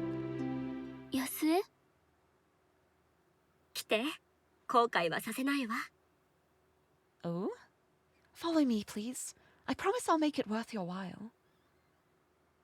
Once again, I find myself working to catch up with the cheerful woman. Dim lamps struggle to illuminate the tables around us, the izakaya's air filled with the chatter of patrons and a heavy scent of tobacco. With liquor flowing freely and so many in the tight space, the air's taken on a distinctly muggy feel. Many of the animated faces around us flushed a bright red. My gaze rests on the waitresses skittering from table to table, dainty feet in sandals tapping quickly to keep up with the pace of orders. It's a little uncanny. Everything about the experience is so close to a normal restaurant, yet just different enough to throw me off. As always, I do my best to avoid accidentally catching the eye of anyone in particular. Yasue does no such thing, instead looking at me with an indulgent smile. どういうこと？私の誕生日祝いならこんなことしてくれなくてもいいのに。 I'm not sure I understand. If this is for my birthday, it's really not a big deal. At this, Yasue makes a show of pouting. Oh my god, I love that face. Poke. Poke your cheek. Poke. Poke. Poke. Poke. ほのかはいつもそう。私があなたのために何かしようとすると遠慮するの。あなたの世界にも素敵なものはたくさんあるでしょうけれど、たまにはこちらの世界を堪能してちょうだい。 Aww. You never let me spoil you. I know your world has many lovely things, but I'd like to treat you at least once with what we have to offer. 遠慮してるわけじゃないわ。ただ、 It's not like I mind, it's just... 大将、こちらのお嬢さんに地元のビールをお願い。 Old man, some local beer for this young lady, if you please. The man beyond the counter, as yet unseen, yells out his agreement in a hoarse voice. ちょっと待って。私20歳になったばかりだし、まだ飲んだことがないのよ。 Wait, I mean, I'm still 20. I haven't even tried drinking it. Oh my goodness, hello! Hello! Also, Yuki. Oh my goodness, yay! From the end of one Tithe In Blood stream to the start of another. Hello, Raiders, welcome! Welcome in! Hi, Nue! How's it going? How was your stream? I hope you had a great time. I was just thinking how funny it was that you were doing your last Tithe In Blood stream this morning, and then I'm starting it this afternoon. Welcome in, Raiders. Hello. I hope you had a lovely time in Nue's stream. I hope you also enjoyed the Like a Dragon afterwards too. Welcome in, everybody. To anyone who's new here, hello. I'm Lirie. I'm a pink-haired cat girl from the UK, and I love comfy games and puzzle games and visual novels and women, and it's Women Wednesday. And I'm also a bellflower. Nue is one of the Studio Alan bellflowers, so am I. We're both pink. We've both been playing this game. We have a lot in common, huh? Thank you so much for bringing the raid this way. I hope you had a good stream. I hope you had a good time. I hope your Wednesday's going well. I'm so glad you have internet again. I was seeing your internet woes, and the whole time I was just like, I could not imagine not having the internet for a weekend. I don't know what I would do.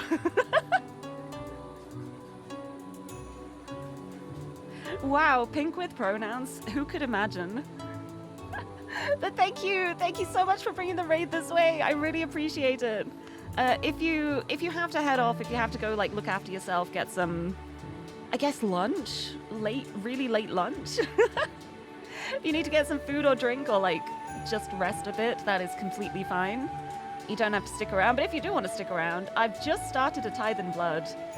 I'm very, very early on in the game. I am having so much fun already. I did not know that there would be time travel in this. I have no idea how I didn't get spoiled on the fact that it's like, there's different times in it. How did I not know that? I love time. I love time shenanigans. I love it already. Yeah, oh, you're 8 on stream! Okay, I'm glad you managed to have some food at least. Gotta fix the VOD. Oh, the perils of disconnecting. But I'm so excited to finally be playing it. I'm really glad. But I'm glad you had a good stream too. You read a lot. I love to read. I'm gonna read right now actually as well. Accurate, thank you so much for the dictionary narration redeem. Let's see what we've got for the letter B. We have... Okay, this is kind of beautiful. Thank you for the dictionary narration redeem. The word we have is believe. Believe, a verb. 1, to accept that something is true or that someone is telling the truth. 2, to believe in, to have faith in the truth or existence of. Or 3, to think or suppose. Or 4, to have religious faith. And also, as a little fun fact in my dictionary as well, believe and the related word belief follow the usual rule of I before E except after C. Or except if you go on a feisty heist with a neighbor. What else is like an EI word? Beige, I guess? You go on a feisty heist with a beige neighbor, that's when you don't do the I before E except after C. There's always exceptions to the rule, but it is a handy rule for like the majority of words. But yes, thank you for the dictionary redeem and for the head pat.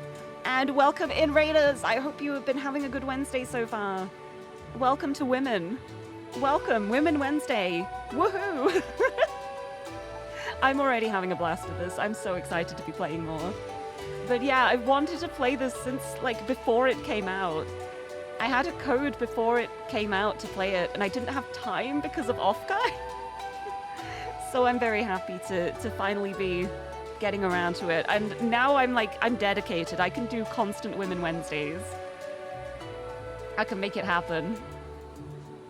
Wait, I mean, I'm still 20. I haven't even tried drinking yet. ならちょうどいいわ。今試してみましょうよ。 And what better time to try? I mean, true. In the presence of a beautiful woman. In a magical bubble of Sapporo 100 years ago. I think that's a great time to drink. English, we don't even follow our own grammar rules. Yeah. I mean, at least it's not French. I feel like French grammar rules confuse me so much. I was always so bad at French because it's just so hard to learn. But English is kind of all over the place. There's a lot of like stuff borrowed from other languages too, which probably doesn't help. But yeah, the drinking age in Japan is 20. Which is why it's like the drinking moment. Drinking age is only 18 in the UK. I know it's 21 in the US. It's kind of interesting how different it is in different places.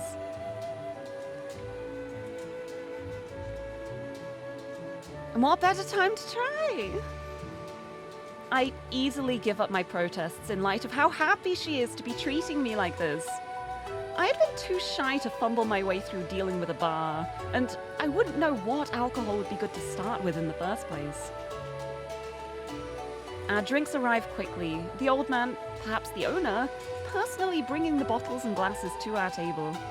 Yasue doesn't notice my confusion as she stops to pull out the cork in each. Even I know these usually have bottle caps. 40銭だよ。毎度。 40 sen, thank you. Yasue quickly obliges, passing him 2 odd silver coins. This is the first time I've actually seen sen being used. Regardless, the man cheerfully takes them before hobbling back off past the curtain. I hadn't taken her for a beer drinker, but she's clearly looking forward to this more than I, as she gives an eager smile. Also, Koyama Nero, hello, welcome. Welcome on in, happy Women Wednesday. It's woman time, women in the past. Drinking for the first time. Well, welcome in. I hope you're doing well. Nice to see you. Welcome to A Tithe In Blood. Don't worry about the blood. I'm sure it will be fine and not end horribly in any way. I think everything will be okay. Nothing to worry about. Maybe not. Don't worry about it. I hope you're doing well. Welcome in. Oh. Did my monster get delivered? It did! I've got a can of peach monster today. I got my delivery. I have 35.5 cans of monster now. So I'm good for a little while. I'm good for a couple of months now. But yeah, it's I was very, very thankful it arrived in the morning so that I had one for the stream today, because otherwise I would have had to go to the shop across the road. And it's like, they sell it there, but it's so expensive. It always pains me. I much prefer buying it in bulk because it works out so much cheaper. But yes, thank you for the hydrate! Kanpai! Cheers. Kanpai. I'm drinking my beer. I don't have any beer. There might be beer in the house, actually. I think Xander might have some beer, maybe. I'm not gonna drink beer at 3:30 p.m. though. Trying to paper over my confusion, I quickly take one of the bottles in hand. Supporting it in one hand and tipping with the other, I gently pour the amber liquid into the cup, now held by my senior's delicate, spindly fingers. Yasue returns the gesture soon after, an inviting, thick, foamy head forming on the glass I cradle. The calmly bubbling beer gives off a floral scent, a sharp contrast to the mess of crimson which brought me here, the smell of blood now uncomfortably familiar. I peer over my drink to Yasue, her gaze patiently gauging my reaction. Perhaps it's my distrust of others or my own anxieties causing me to overthink every gesture, but I find myself unable to plainly accept what should be a kind gesture. こんなことしてもらって本当にいいの？私、安江に何もしてあげてないのに。安江はいつも優しいね。Oh. Is it really okay to treat me to all this? I feel like I've done nothing for you, but you keep treating me so nicely. あら、自分の誕生日を祝いたくないの？ Anna, you don't want to celebrate your birthday? そうじゃないの。ただ。No, it's not that at all. It's just I have crippling self-worth issues, and I don't feel like I deserve good things. I had expected Yasue to defend herself. Instead, she stares at me intently, as if examining an interesting specimen before her. Maybe this is no different to how we've been interacting this whole time. Another of her elaborate plays, but this time without a script to hand.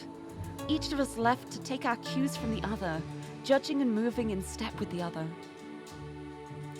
As a particularly rowdy patron gives a boisterous laugh beyond us, Yasue smiles and closes her eyes in defeat.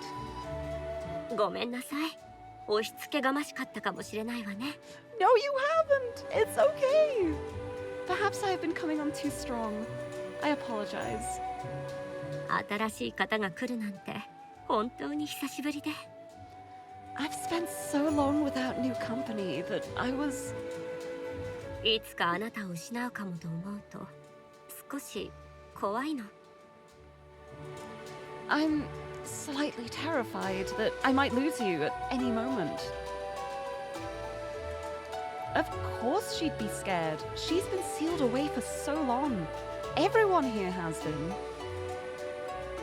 That I'm important enough for Yasue for her to feel that way about me, even if it's only by circumstance, is oddly nice. It's been so long since I felt needed by someone. The least I can do is appreciate her generosity. 約束する。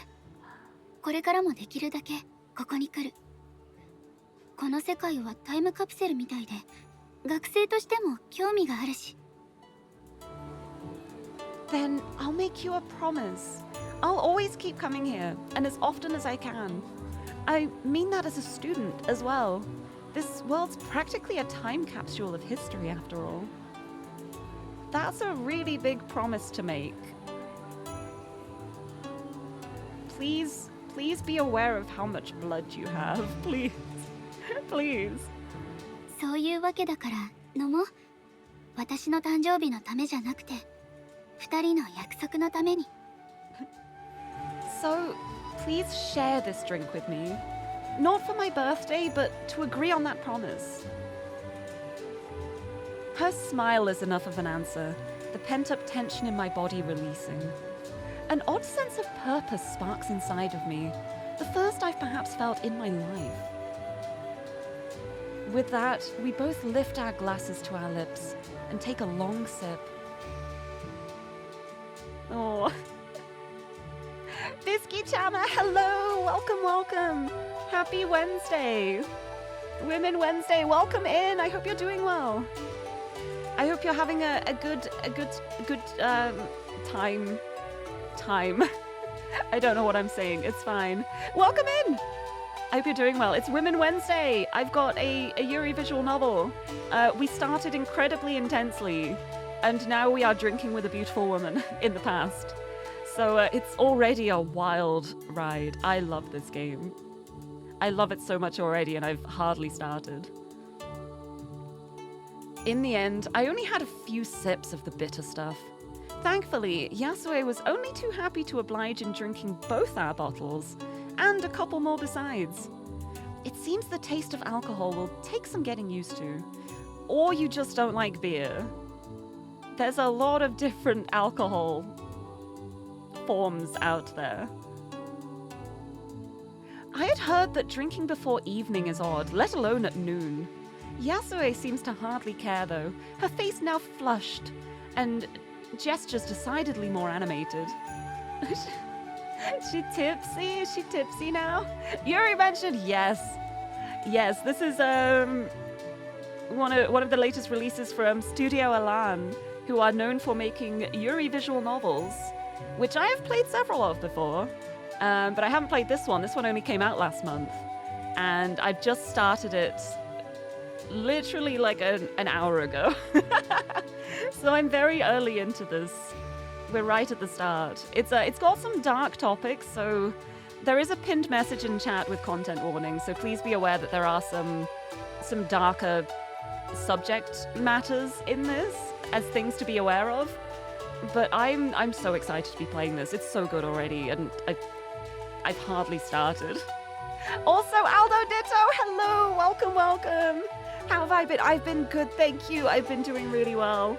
I hope you're doing well too. Happy Wednesday. It is Women Wednesday. I'm enjoying it with beautiful women. They're both so pretty as well. Look at them. They're so pretty. You're so pretty. You're so pretty. I guess I'm alright too. I gotta check it out. It's so good. It's really good. The pinned message has a link to the Steam page as well. If you want to check it out and buy it. It's good. They're good things. Also, you know what? I just realized I haven't been plugging as much as I should be. But I'm actually an ambassador for Studio Elan. I'm a Bellflower. I'm part of the Bellflowers, which is the Studio Elan streamer ambassador program. So if you do like the games and you end up being like, you know what, let's get some nice merch for this. Let's get like the physical copy of this game. let's get maybe some standees, some t-shirts, some nice merch. If you use code Lirie in the store, you get 10% off. Also, there's keychains of me in there as well, because it's also the Verpro store. So, you know, worth checking out. I did it. I actually plugged for once. I always forget. But no, I'm just so happy to be part of the Bellflowers too. Like, I do the promotion without, like, getting rewards. So, like, being part of the program is just, like, an added bonus. Like, I would just be doing this anyway. I'd be promoting even if I didn't have stuff to offer. But it's so good. It's so good. I'm having such a blast already. I'm so happy I'm finally playing this. And they are so lovely, and I'm a little worried for how things are gonna go, but I hope I'm praying for them. I'm believing that they will have a good future together, maybe. I hope. Of all the images I had of a lady from the Meiji era, the joyful, carousing woman skipping beside me isn't one of them. As she gives me a slightly uneven smile, I offer a polite bow. ありがとう、安江。今日は楽しかった。 Oh, they're both blushing. Ah. Oh, look at him. Oh. Thank you, Yasue. Today's been fun. あんまり飲めなくてごめん。もっと慣れなきゃね。 Sorry for not having more. Drinking will take some building up to. See, the keychain's cute. Oh, I'm glad you think so. I love it too. There's 2 different keychains available at the moment. There is another one that will be coming soon in the future, and there's another one as well that is sold out. I'm not sure if there'll be like a reprint of it at some point, but yeah, there's more stuff to look forward to too. But yes, I can highly recommend like everything that Studio Alan puts out. I've never been disappointed. They are so good. They are so wonderful, and I'm so happy to be like a part of it in some way. Makes me so happy. 今度飲みたくなったらまた付き合ってよ。 If I can muster the courage to have another. 喜んでご相伴に預かりましょう。 I'd be delighted to join you if you do. Perhaps it's the drink or simple tiredness, but I find the corners of my mouth lifting, just a little. I wonder if the stupor will last in the real world now that I think of it. The passing thought only reminds me of the greater lie. Perhaps it's genuine honesty after hearing her own, or the drink making me less inhibited. You had like 3 sips, girlie, it's not the drink. But I want to tell her the truth. Do it, do it. 安江、伝えたいことがあるの。私があなたをこの世界から出してあげられない理由は、方法がわからないんじゃない。Lirie plushie when? I would love to. I hope one day I can make Lirie plushie a thing, because I think that would be so much fun. But I don't know when that will be. But I would love to. Yasue, there's something I want to tell you. The reason I can't help you escape isn't just that I don't know how. It's... 魔術師じゃないからよ。あなたと違って私は普通の人間なの。 I'm not a mage, Yasue. Not like you. I'm just another person. でも、ならどうやってこの世界に？ But if that's the case, how did you... As I glance about at the people going about their day around us, Yasue senses my want for privacy. Yeah, this is not the kind of conversation you should be having in the middle of the street. こちらへ。 Come, follow me. Some people just get tipsy over a sip. I guess it depends on how strong the drink is, as well. And I feel like it could be like a kind of placebo effect too, of like knowing you've had a drink, and like your brain uses that as confidence. Then maybe there's many reasons. I'm the kind of person where I can drink a decent amount without getting drunk, but I get tipsy quite easily. Like, I get tipsy and then I stay there, and then I know, like, where my limit is, and I drink water.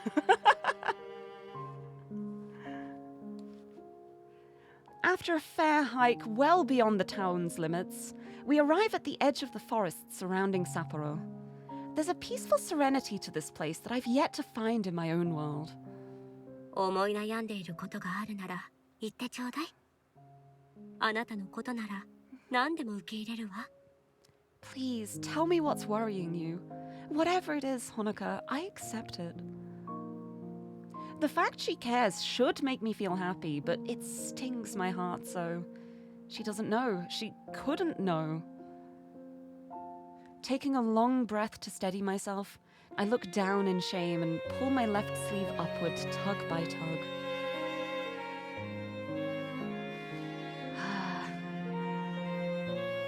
Before long, the bandages show.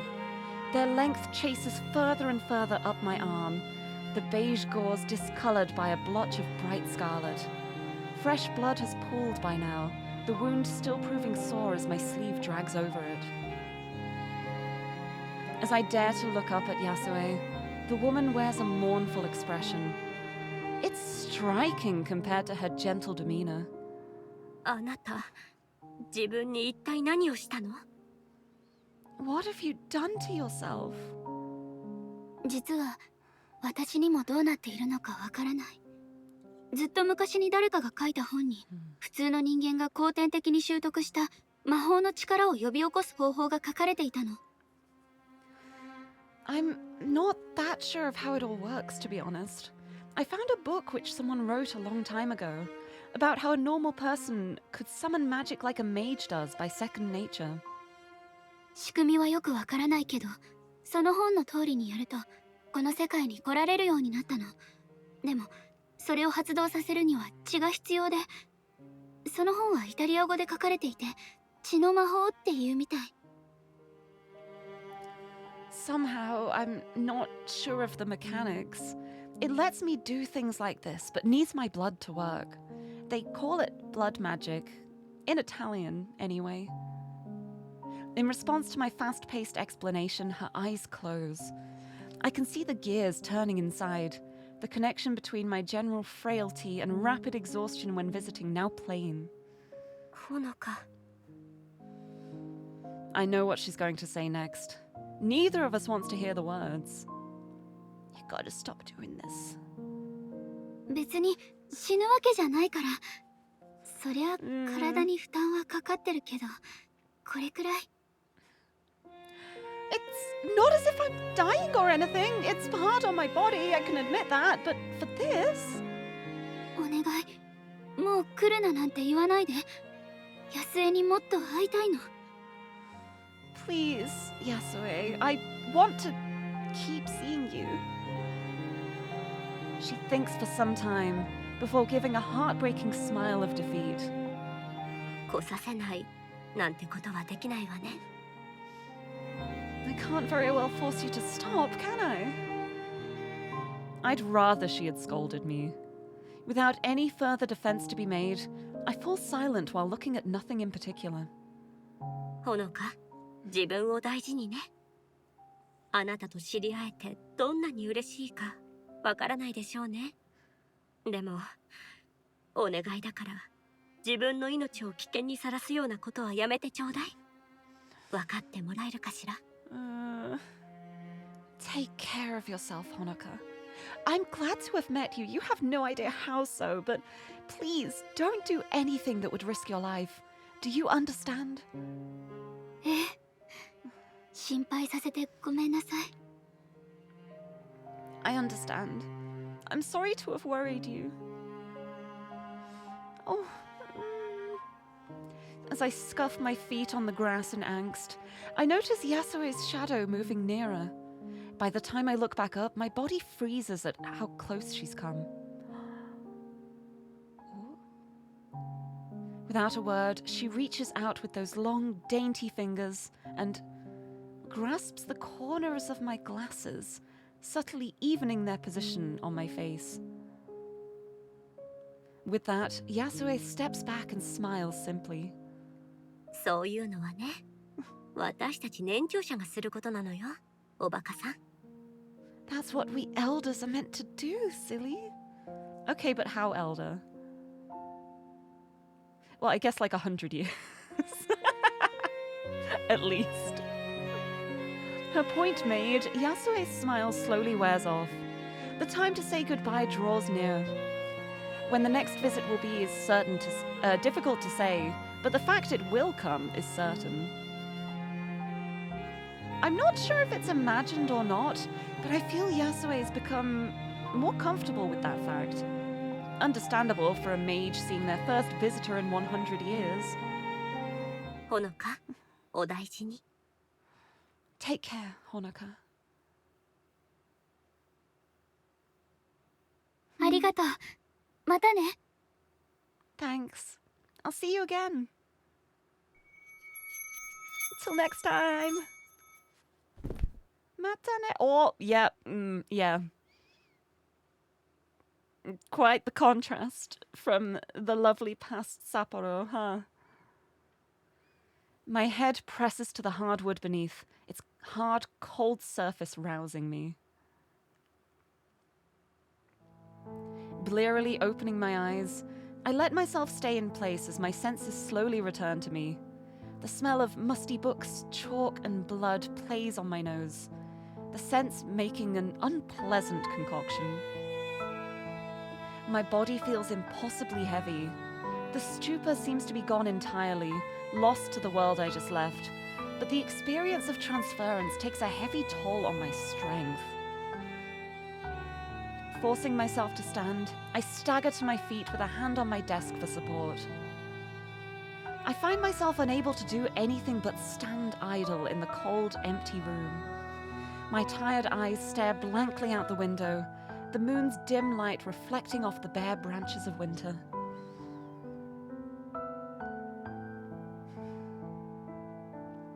Silence hangs in the air, moonlight illuminating motes of dust floating in the evening's darkness. My head feels empty, no matter how hard I try to form so much as a fleeting thought. Simple exhaustion, I tell myself. Yeah, I'm sure it's just exhaustion. With little desire to do anything else, I begin the walk to the bathroom before settling in for the night. The floor still bears the scars of my work, the blood which started it all laying open amid a disorganized desk. Oh, the book which started it all laying open amid a disorganized desk. I'm gonna have a sip of my drink. I also have no thoughts in my head, apparently. Who needs them anyway? I'll get some cleaning supplies and wash off some of the mess, I think to myself. Sometime. Later. And now we know why there is so much blood on the floor, I guess. 夏の花は枯れ、秋の葉は落ちる。移ろいゆく世界に私たちは抗う運命にある。人間の永遠の愚行に対して、そして冬の雪が舞い降りる。Wow.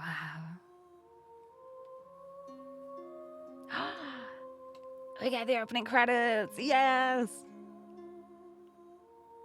Suriko. I got to meet Suriko at Offkai. He's so lovely. Kobuta designs. Papaya scripting.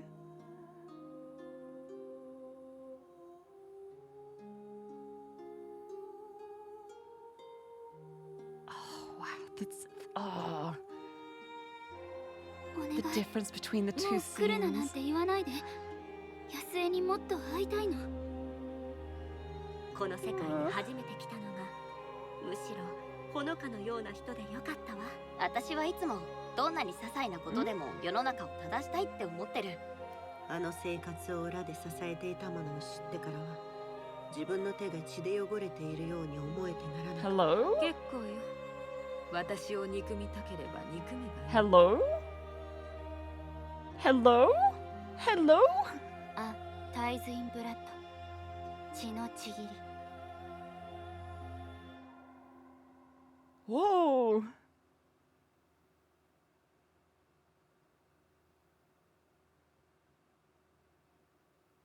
Act 1, Scene 2.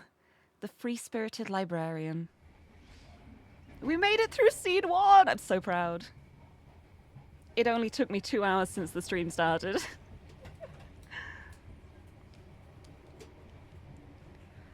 With the taste of coffee from the station lingering in my mouth, I idly watched the scenery scroll by with weary eyes.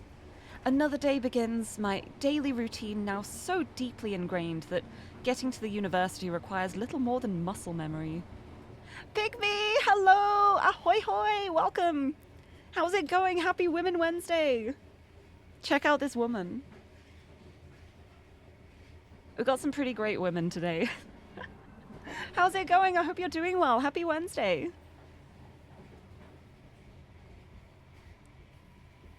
While I may want to visit Yasue again, practicing blood magic won't be possible until my body has some more time to recover. Until then, I've little choice but to live out another day in this world.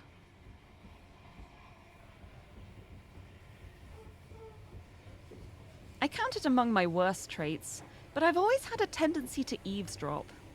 My attention drifts from one conversation between passengers to another, living vicariously through others without the bother of involvement in their lives.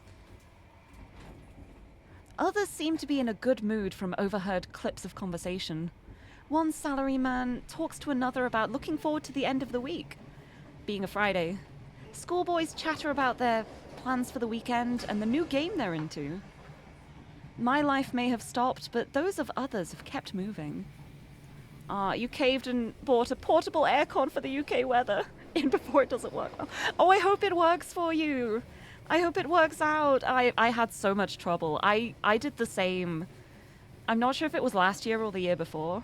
I also tried to get a portable air conditioning unit, but the way the windows work in my house, there was no way to vent the air out with the types of windows I had.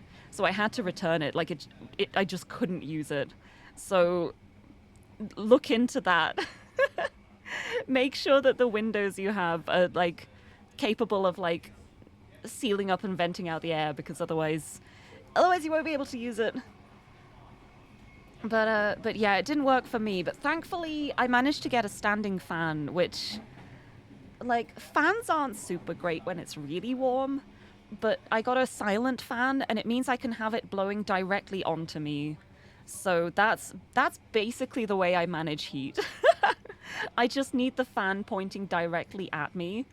And then once I'm done with whatever I'm doing, I leave the room because it's just full of hot air. But like while the air's like approaching me, it's at least cold for a little bit. The only way I can survive. I'm really not looking forward to this weekend. It's going to be going up to like 32 degrees Celsius, I think. I'm going to perish. Family Friday may end up being a shorter stream, depending on how warm it is and if we die. But I'm hoping it'll be okay. Right. The boys on the train. Have you heard of the hit new dark visual novel, A Tithe In Blood? No, it's probably going to be more like, let's play Fortnite at the weekend. Let's play Valorant. What do people even play? I don't know. I don't know video games. I'm not a gamer. I'm not a gamer. Who would play video games, right? I say as I'm playing a video game.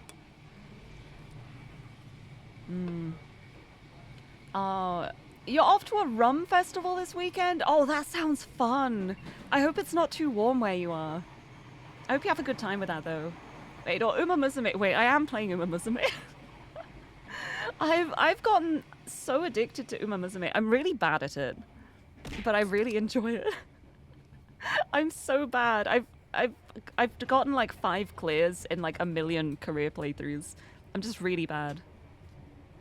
Yeah, Marvel Rivals. Wait, yeah, that is a popular thing, right? Also, thank you for the hydrate. I will have a sip. And I will have a big stretch. And sit up straight. Pygmies. Actually, a visual novel isn't a real game.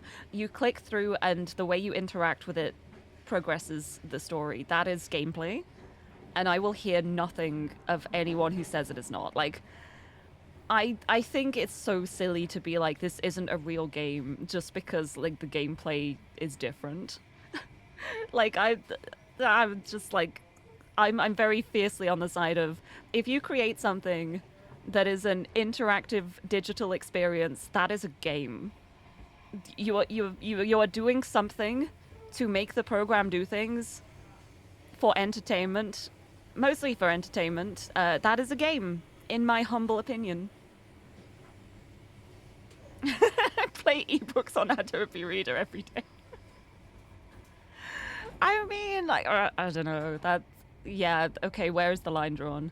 But no, I think visual novels specifically, I definitely do consider them games. Like, even when it's like a straightforward storyline, it's you have to actively interact with it to progress the story, and I think that is more than enough to make it a game.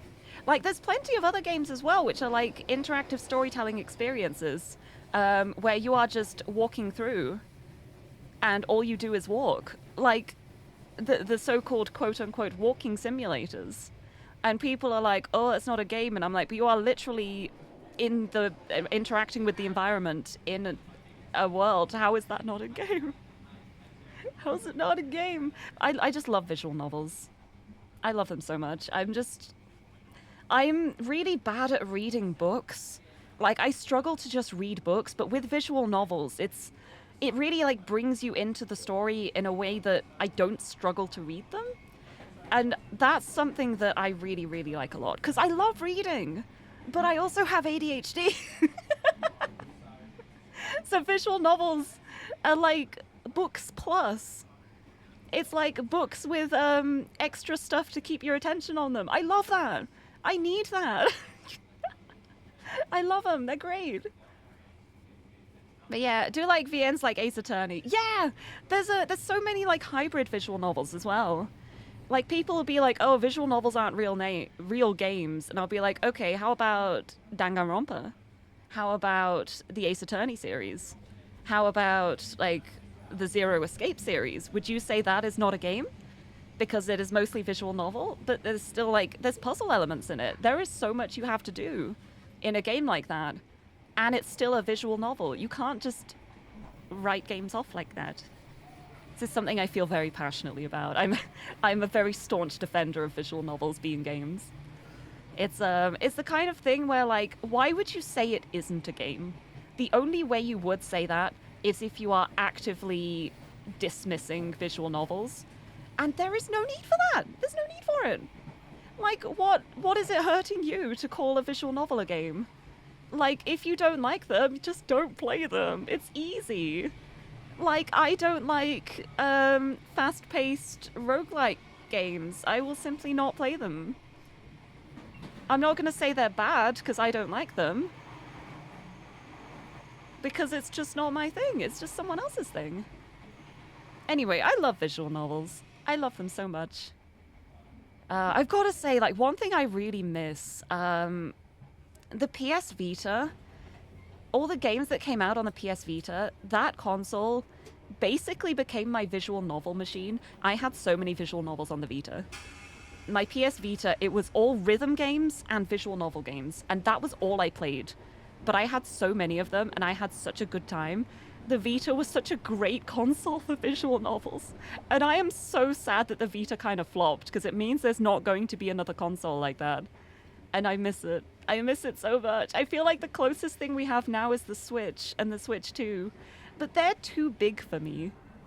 They're too big for me to hold in my hands. I don't like using the Switch in handheld mode because it still feels too big.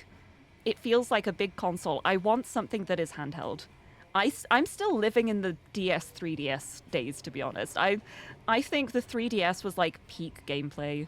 The games on the 3DS, the console itself, the touchscreen, the size, the 3D view. I didn't even use it that often, but the way it worked, like I miss the 3DS days. I love them so much. Anyway, I digress. Let's actually play the game.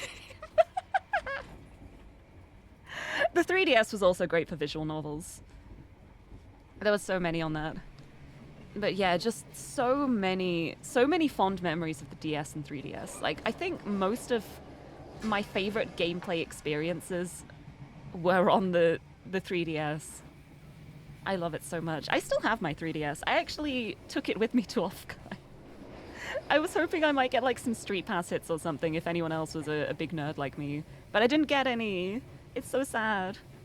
But it was okay because it meant I got to play Story of Seasons on the plane on the way back. I didn't get very far because I'd been like traveling for like almost 24 hours straight. So I could not focus on the video gaming. But I had it and it was a good time. But yeah, it's just such a perfect size for a handheld console. I think the problem was that Nintendo were like, we want to do handheld and console.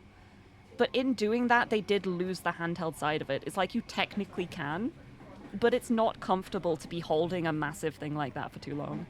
It's the reason why I'm not interested in like a Steam Deck as well. Like, I'm sure it's really convenient to be able to play like Steam games on the go, but it's too big for me. It's too big for me and my little Lirie hands. I just want another 3DS again. Just do another DS. Or like, someone actually came up with like a concept design for the Switch 2, which is like putting the Joy-Cons on like the sides of the screen and having the screen like vertical instead of horizontal to use it as like a DS emulator thing. And I think that would be really fun. If that becomes like an official thing, that would be incredible. And I would like that a lot. And that would maybe convince me to want to buy a Switch 2. At the moment, I do not plan on buying a Switch 2 because I don't have any money left after Offguard. And also because like all the games I want to play are just on the Switch, so I don't need it. I don't need one. Thank you for the quote. What a good quote. I love it. Yeah, it would still be really big, and you'd still probably have to like lean it against a surface, I think. But it would be nice to have that kind of like the DS gameplay. I miss that a lot. Anyway, where were we? We're on the train. Let's continue. Honoka needs to recover and get some blood back before she can see Yasue again, so I guess it's time for university. My life may have stopped, but those of others have kept moving. Plucking my phone from my bag for a distraction, I begin to check various messaging apps to get across what I've missed. Plans are made and rumors spread while cute pictures and jokes are posted. While I might have tried to keep in contact with friends from previous schooling, we inevitably drifted apart without the connection of being classmates. These days, such morning browsing just covers the day's news and message board threads. It's funny how different this is to Yasue's time. She couldn't... The screeching of the train's brakes puts an abrupt halt to my thoughts, people yelping in surprise at the unexpected shuddering. Oh no. The stop is so sudden that I'd have fallen if not for putting a foot out before me. What is this?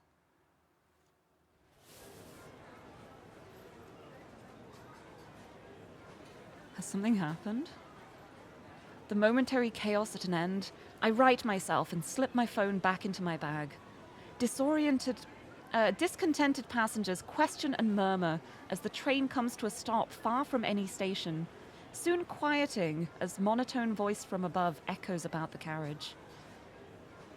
Yeah, I have a bad feeling about this too.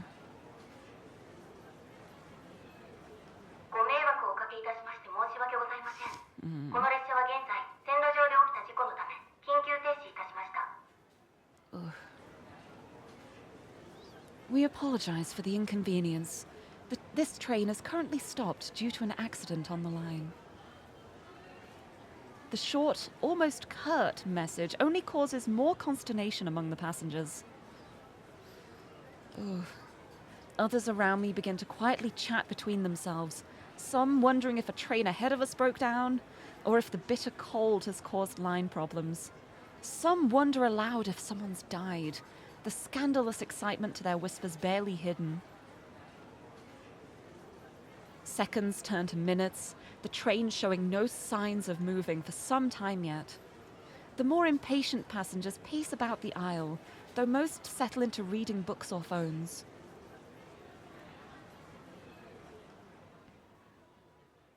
With the heat inside only growing more stifling, I look out at the snow-covered world outside with some longing. As I do, a movement catches my eye from the tracks below.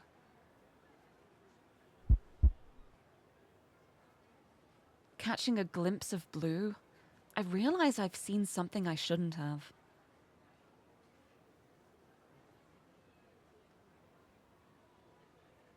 A man in light blue coveralls slowly makes his way along the gravel towards the front of the train, his face downcast. Dirtied gloves hold a large roll of blue tarpaulin under his right arm. I've seen that material in the news. There's only one reason it would be used here and now. Suddenly finding myself restless, I turn back towards the other passengers. All that faces me is a scene of mild discontent at their mundane routine disrupted, ignorant to the cause. Without anything to do with the knowledge I have, I simply take out my phone and begin to scroll through the news feeds once more. And so, one more passenger discontently waits for their routine to resume.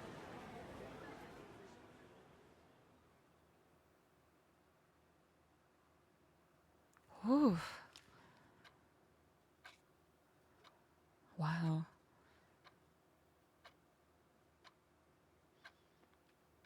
Yeah, that's the second it mentioned the stop and the bumping, I was like, I'm pretty sure I know what's going on here. Oof. The day slowly draws to an end, my last daylight hours spent in the university library, as they often are. This is a lovely library, I have to say. Wow.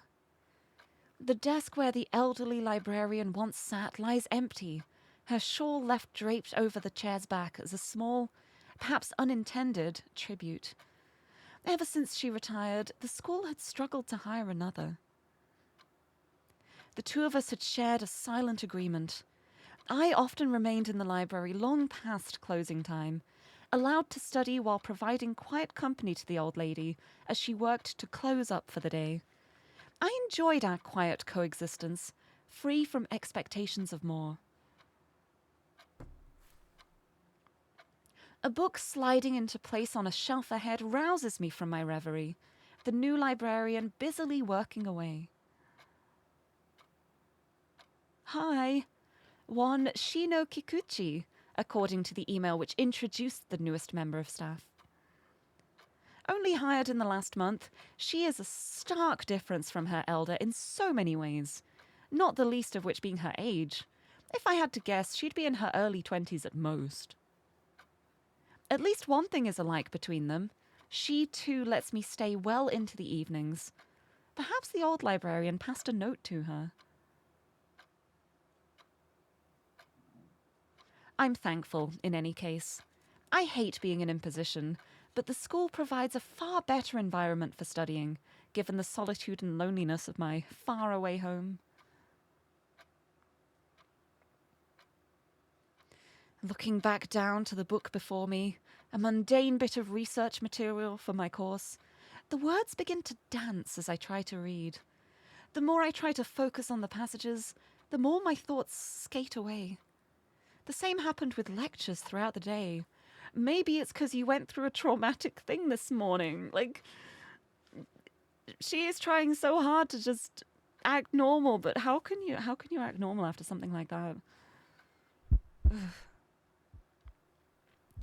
One shudder or another in those last moments before the train stopped was what a human's life ending feels like. In that instant, their wanderings in this world ended. Yet, I have no other to tell. The same goes for the bandages running up my arm. They serve as an ever-present reminder of how little I have in common with anyone around me. もっと早くに言っとくべきだったよね。付き合ってくれてありがとう。Worse, she's the only one who saw it in the train car. Well, yeah, she saw the tarp being taken. Like, I'm sure there would be announcements and stuff of what happened afterwards. But yeah, they'd probably find out later what happened, be like, oh my goodness, I was on that train. But she actively had the knowledge right from the beginning. Like, she knew what had happened. And having to carry that through the day whilst just trying to act normally, that's a lot. That's a lot. I should have said this a while ago, but thanks for the company.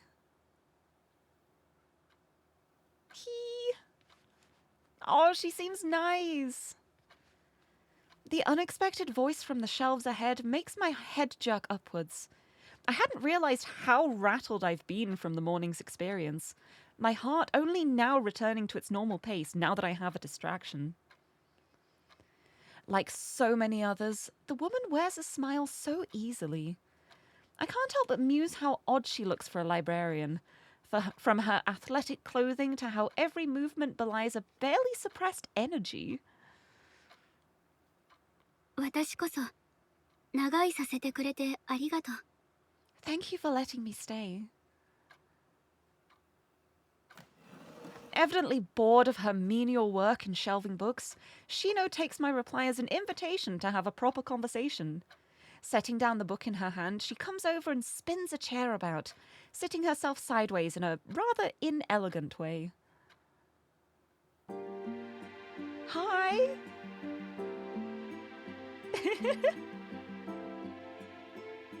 While the relationship between Yasue and I may have a certain push and pull as we feel out each other's boundaries, Shino has no such concerns.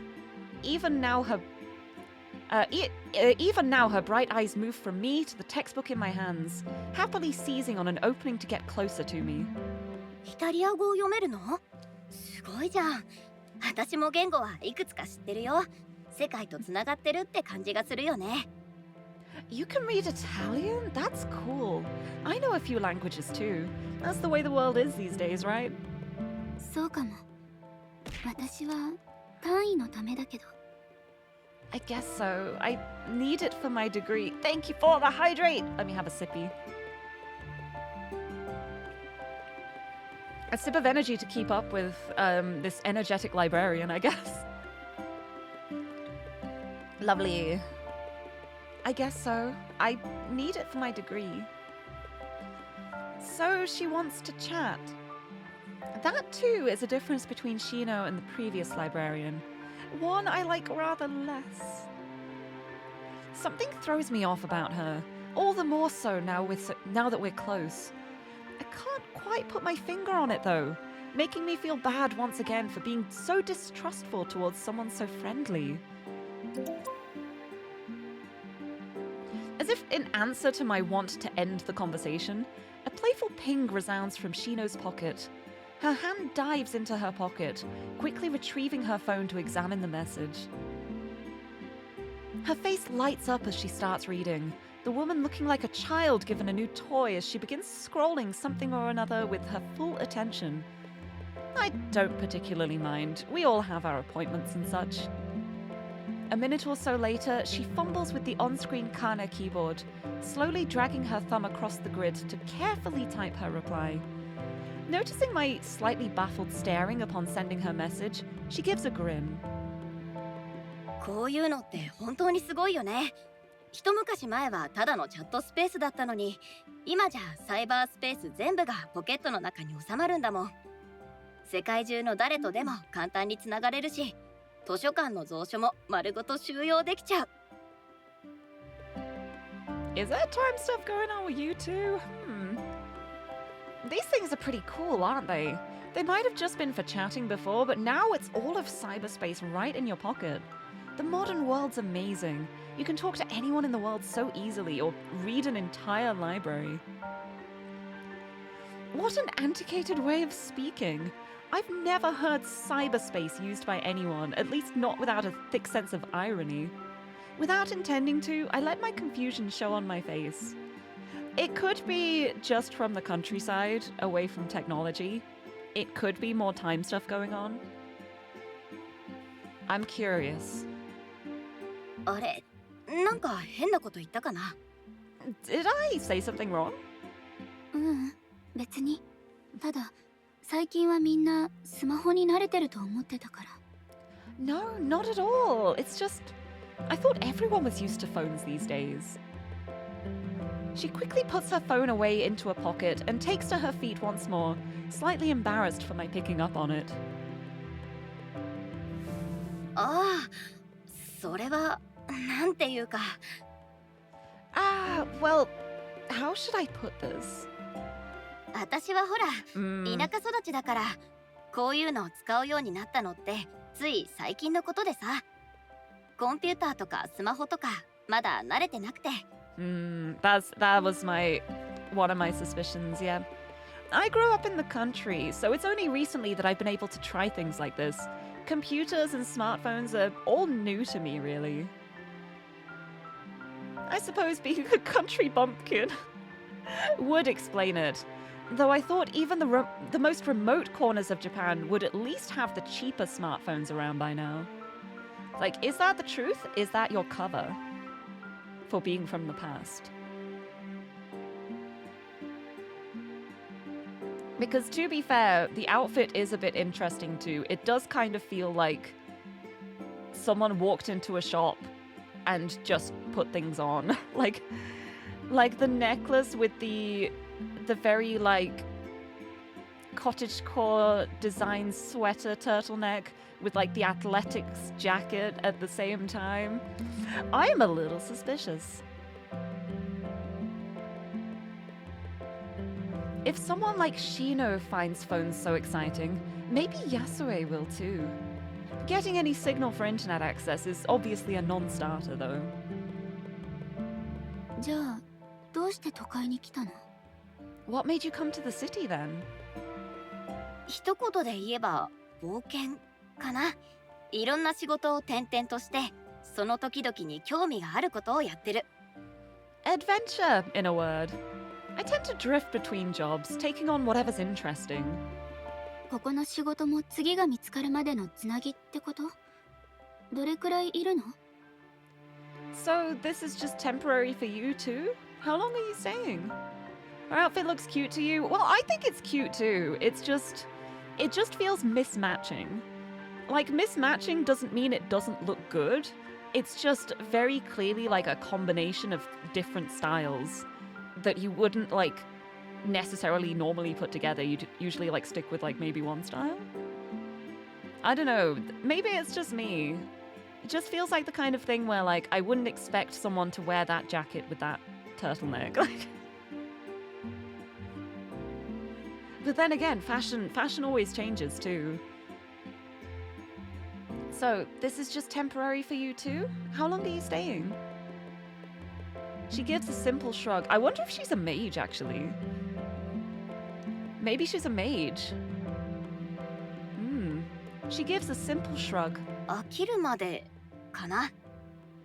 Until I get bored of this one, I guess. What an odd attitude. I'd vaguely heard of people who drift from job to job as their whims take them, but this is my first time meeting someone like that. I'd be lying if I said I weren't a little envious of her approach to things. それって大変じゃない？ Isn't that hard? 別に心のありようさえずれてなければ生きるのはぐんと楽になるよ。 Nah, long as you have the right attitude, life gets a lot easier. It's also winter, might be cold. Oh, so like wearing the outfit and then just like throwing on whichever random jacket she could find because she was cold. Maybe I would. You could have just like a cardigan or a coat that would like match the style. I don't know. I'm thinking too much about fashion. Maybe. I got my eye on you. Got my eye on you, Missy. Nah, long as you have the right attitude, life gets a lot easier. これだって思える生き方があればいいよね。私はいつもどんなちっぽけなことでも正しい形にできたらなって思ってる。軸さえぶれなきゃ目の前で起きてることもあんまり気にならなくなるんじゃないかな。You have to dedicate yourself to something along the way, I think. Even if it's something small, I always try to set things right in the world. If I can keep myself thinking that, what's going on at any one time isn't a big deal. The more she speaks, the more I'm like, you got secrets. You have secrets, Miss Librarian. And I want to know them. Her words are said with such innocent naivety that I'm thrown off by the strange woman before me. It's not that I disbelieve that a drive to accomplish something is good, but more that it's hard to believe someone when they so earnestly cling to it. Practically anything I've gotten myself into of late would be problematic to actually discuss with someone else, leaving me with nothing to continue the conversation. Thus, the distance between myself and others grows that little bit more. Just be like, so what have you been doing lately? Blood rituals. Okay, bye. Have fun with that, the person says as they sidle away. That isn't to say that the carefree librarian is wrong, though. If there's any cause, any single thing that I can believe in, it's freeing Yasue from that sealed world. She, of all people, doesn't deserve that fate, and I alone have the knowledge to even find her. Prompted by the thought of Yasue, my mind soon begins wandering of its own accord. If Shino wants to talk, I might as well try to get something useful out of her. 魔術師のこと、何か知ってる？ Oh, you're just going straight out with it, okay. I was wondering, do you know anything about mages? 急に話題が変わったね。That's quite the change in topic. ついこの前、医者をやってる魔術師の記事を読んだの。それでちょっと気になって。I saw a news article about a mage who works as a doctor a few days ago. It just made me curious. That's not entirely a lie.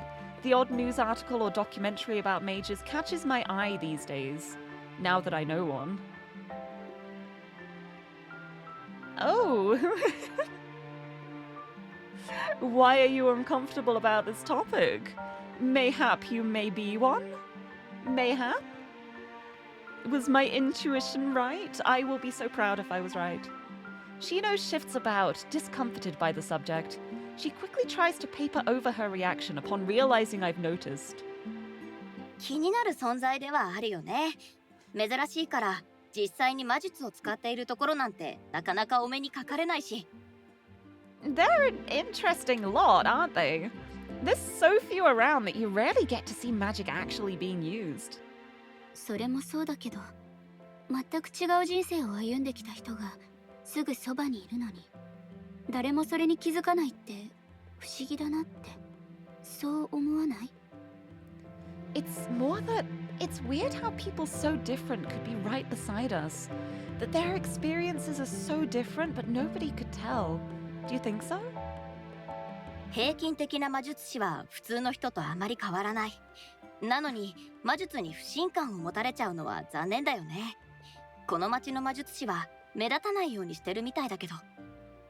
Your average mage isn't much different to a regular person, you know. It's sad how people are so distrustful of magic. I suppose they do keep their heads down here, though. As opposed to where? Where... hmm? それに力の強い魔術師となれば話は別じゃない？ヨーロッパだともっと堂々と暮らしてるみたいだし、古くから続く血統の魔術師は城を持ってることもある。自然の法則を破れるなら政府が手出しできる相手じゃないしね。Okay, that's a little terrifying to think about. Besides, powerful mages are something else, right? In Europe, they live way more openly and have ancient bloodlines who own whole palaces. What government would try to police you if you could break the laws of nature on a whim? It's like, I'm above the law. I have magic. だからこそみんな魔術師に対して慎重になるんだろうね。異質なものを恐れるのは人の常だもん。I suppose that's why people get so cautious around mages, though. People fear what's different.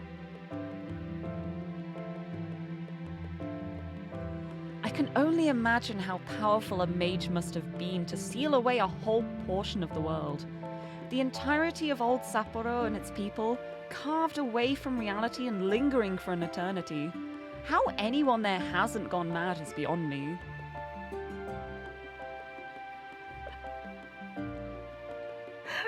I'm so sorry in advance for what I'm about to say. But I'm gonna mention the Talos Principle because of course I am. I can't believe I'm playing this right after doing Road to Gehenna in the Talos Principle. It's got like the same concepts of like, imagine being trapped in a place and like how people try to like make the most of their days and convince themselves they're okay. Finding that satisfaction when what you have is so limited, but still being able to use that to find happiness even when you're like trapped in like a prison or a bubble or a jail. I'm really it feels so similar. It feels really similar, and I can't believe it. I'm so sorry. I always have to mention the Talos Principle. I'm broken. There's a little part of my brain that's just a tetromino. I can't help it. Shino's earnestness is no less visible on this topic than the last. Her angst over people's dislike of mages quite clear. She hardly seems the type to hide her feelings, earning her some degree of trust, even if I do dislike her nosiness. Yeah, she's very passionate about mages, huh? And magic. Realizing the time is getting on as the sun begins to set further, I file away Shino as a potential source of information as I get up and slide the book into my bag. もう帰るの? Heading home?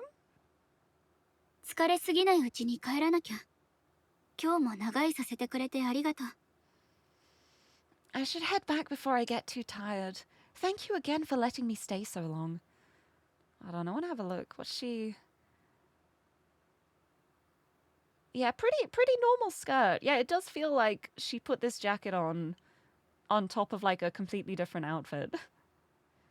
But why she wouldn't have any jackets that would match more? Or maybe she just really likes this one. Maybe it's super comfortable. I should head back before I get too tired. Thank you again for letting me stay so long. いつでも大歓迎。広い図書館で一人きり、延々と本を片付け続けるだけなんて寂しいもん。My pleasure. Endlessly stacking books in this big building all by myself gets lonely. With that, I give an appreciative nod before pulling my coat from the seat and slinging it over my shoulders, my bag following before I start shuffling out of the library. It wasn't a lie that I needed to head back before I got too tired, but the reason goes unsaid. Tonight, I'll renew my efforts on studying my other reading material. If I'm to devote myself to some cause or another, then that cause will be something only I can do. My concerns already begin to feel fleeting as I focus myself on the task ahead. It's magic research time. From now, my purpose in life will be freeing Yasue from her gilded cage.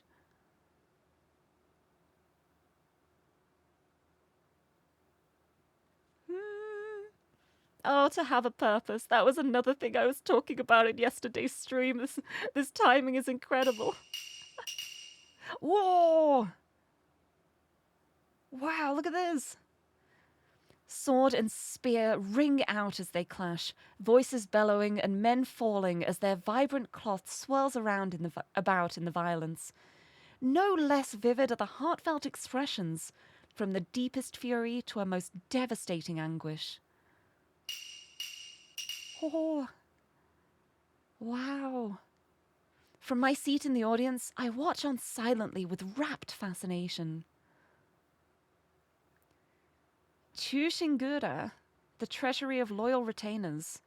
A tale of 47 Ronin and their quest to avenge their master, caught between loyalty to their late lord and duty to the shogunate.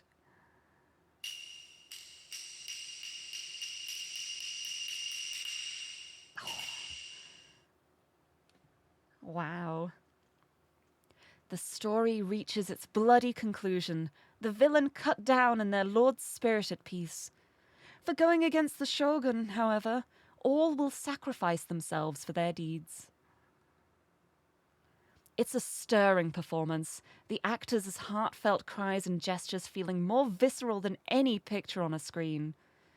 Like most my age, I'd thought theatre a little old-fashioned, obsoleted by movies and TV shows.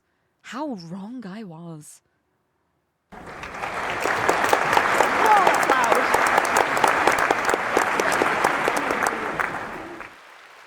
What the heck? That was so loud. What was that?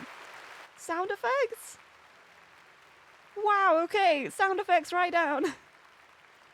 The crowd's applause, joined by my own, echoes about as the heavy curtain draws across the stage.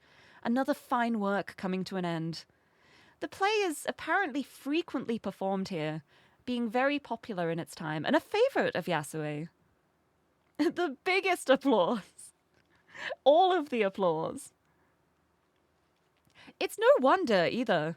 This is a heartfelt tale of honor in an era in search of a cause. In the tumultuous upheaval of a feudal society becoming a modern imperial power, it's inevitable that many would remember a simpler, somewhat fictional past. Chushingura even resonates with someone like me.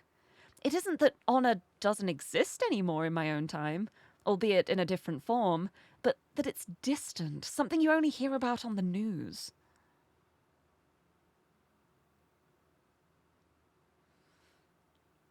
Oh, the curtains soon withdraw once more, slowly revealing the performers and their director. Yasue stands at the center of the stage, bowing with so many men flanking her. Some are sturdy, while others are slender. Some elegant and others brutish. All natures and appearances are represented, each having given their all in the grand play.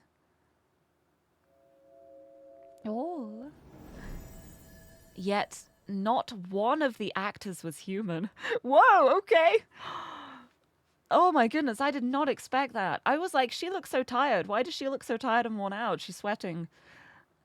Now I realize. Wow. Oh my goodness. Whoa. What the heck? She's good. She's good. I did not expect that. Another round of applause ensues from the crowd, who are no less delighted by the illusion than the performance itself. Of course, I'm among them. No matter how many times I see it, Yasue's magic still amazes me. Wow. How much power must you need for something like that? How much strength must that take? Wow. With little to occupy myself with following the play, and little desire to intrude into the lives of others, I quietly wait for Yasue outside the large venue, a task made easier by the cool night air. Life goes by slowly here. That contrast is one of the most jarring things about our two worlds. Even the most patient modern people have a sense of urgency about them. They're always thinking of things they need to do, people to meet, and news to read. I hate how true that is. Here, the old man urging his horse on simply pines for a meal and bath, his day's work over.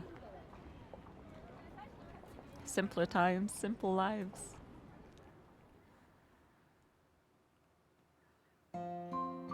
As Yasue finally leaves the venue, I call out to her. The way her shoulders relax a little when she sees me waiting doesn't go missed. 楽しんでもらえたかしら? I trust you enjoyed the show? ええ、とても。普段歌舞伎や舞台なんて無縁の生活だけど、それでも感動したよ。Of course. I don't get to see kabuki much, and definitely nothing like that.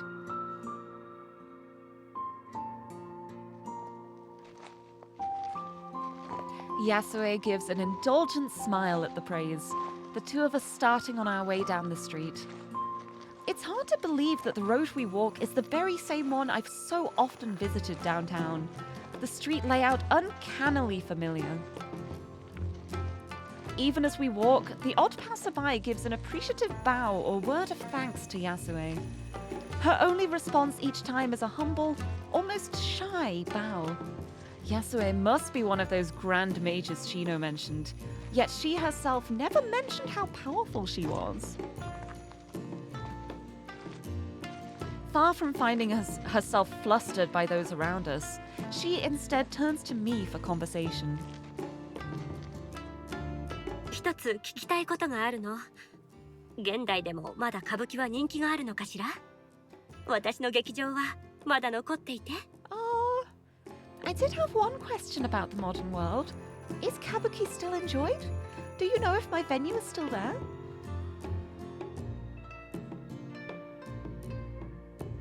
I feel a little pained by her clear hope for a different answer than I can give. In a world of movies, phones, and streaming, theatre's largely relegated to the more culturally refined. Modernity continued unquestioned. Her theatre is little more than a small plaque in the real world, one of many minor landmarks commuters unknowingly walk by every day. Were it not for Yasue's interest in the topic, I wouldn't have noticed the unremarkable sign myself. Said plaque never mentioned Yasue, though. Odd, for someone who seems to have practically created the venue's reputation. 今はいろんなエンタ娯楽があるから劇場に通ってるのは年配の方が多いかな。Oh, fun fact. In the early demo from a year ago when the game was announced, this scene took place in the morning. Oh, that's interesting. Yeah, I never played any of the demos. I'm the kind of person where I'm like, I don't want to play a demo because one, it's kind of a spoiler for the game, or two, the demo will be the start of the game, and then I will be upset that I don't have the rest of the game to play after the demo. So I always wait for games to come out. I don't play demos. Unless the demo is like completely different to the actual game. But yeah, every time I play a demo, I always end up like, that's the end of the demo. Please wait for the game to come out. And then I'm like, well, now I have to wait. I wish I hadn't played it. I wish I'd started it later. People have a lot of entertainment available to them these days, so it's usually the older generation who still attends. でも本州だとまだ観客は多い方。札幌は本州ほどじゃないけど、アマチュアのって素人上がりの人たちの歌舞伎が時々上演されてる。No. This theatre still has a good audience on the mainland though. Not so much around Sapporo, but amateur kabuki is still performed here every so often. I try to put as positive a spin on it as I can, but the slight clouding to her expression is enough to see I failed. It's difficult to communicate just how much she's missed in over 100 years, much of it harrowing and depressing. Trying to move the topic to more palatable ground, I speak first. ねえ、いろんな魔術を使えるのに、どうして歌舞伎に使おうと思ったの？ With all your magic, what drew you to use it for kabuki? 魔術師というのはね、時々妙なことをしたがるものなの。私たちの本質は普通の社会ではあまり受け入れられないものだから、関わりを持たずに生きているうちに変容していく。でも皆が私の術に目を輝かせているのを見て、歌舞伎を生業にしようと心に決めたの。No. Mages are often a little eccentric. Our nature tends towards that which normal society doesn't understand. That isolation changing us. When I saw how delighted people were with what I conjured, I decided there and then to keep doing this for a living. 妹にも普通の人々と関わっていきたいという思いがあればよかったのに。If only my sister had the same desire to remain rooted with common people.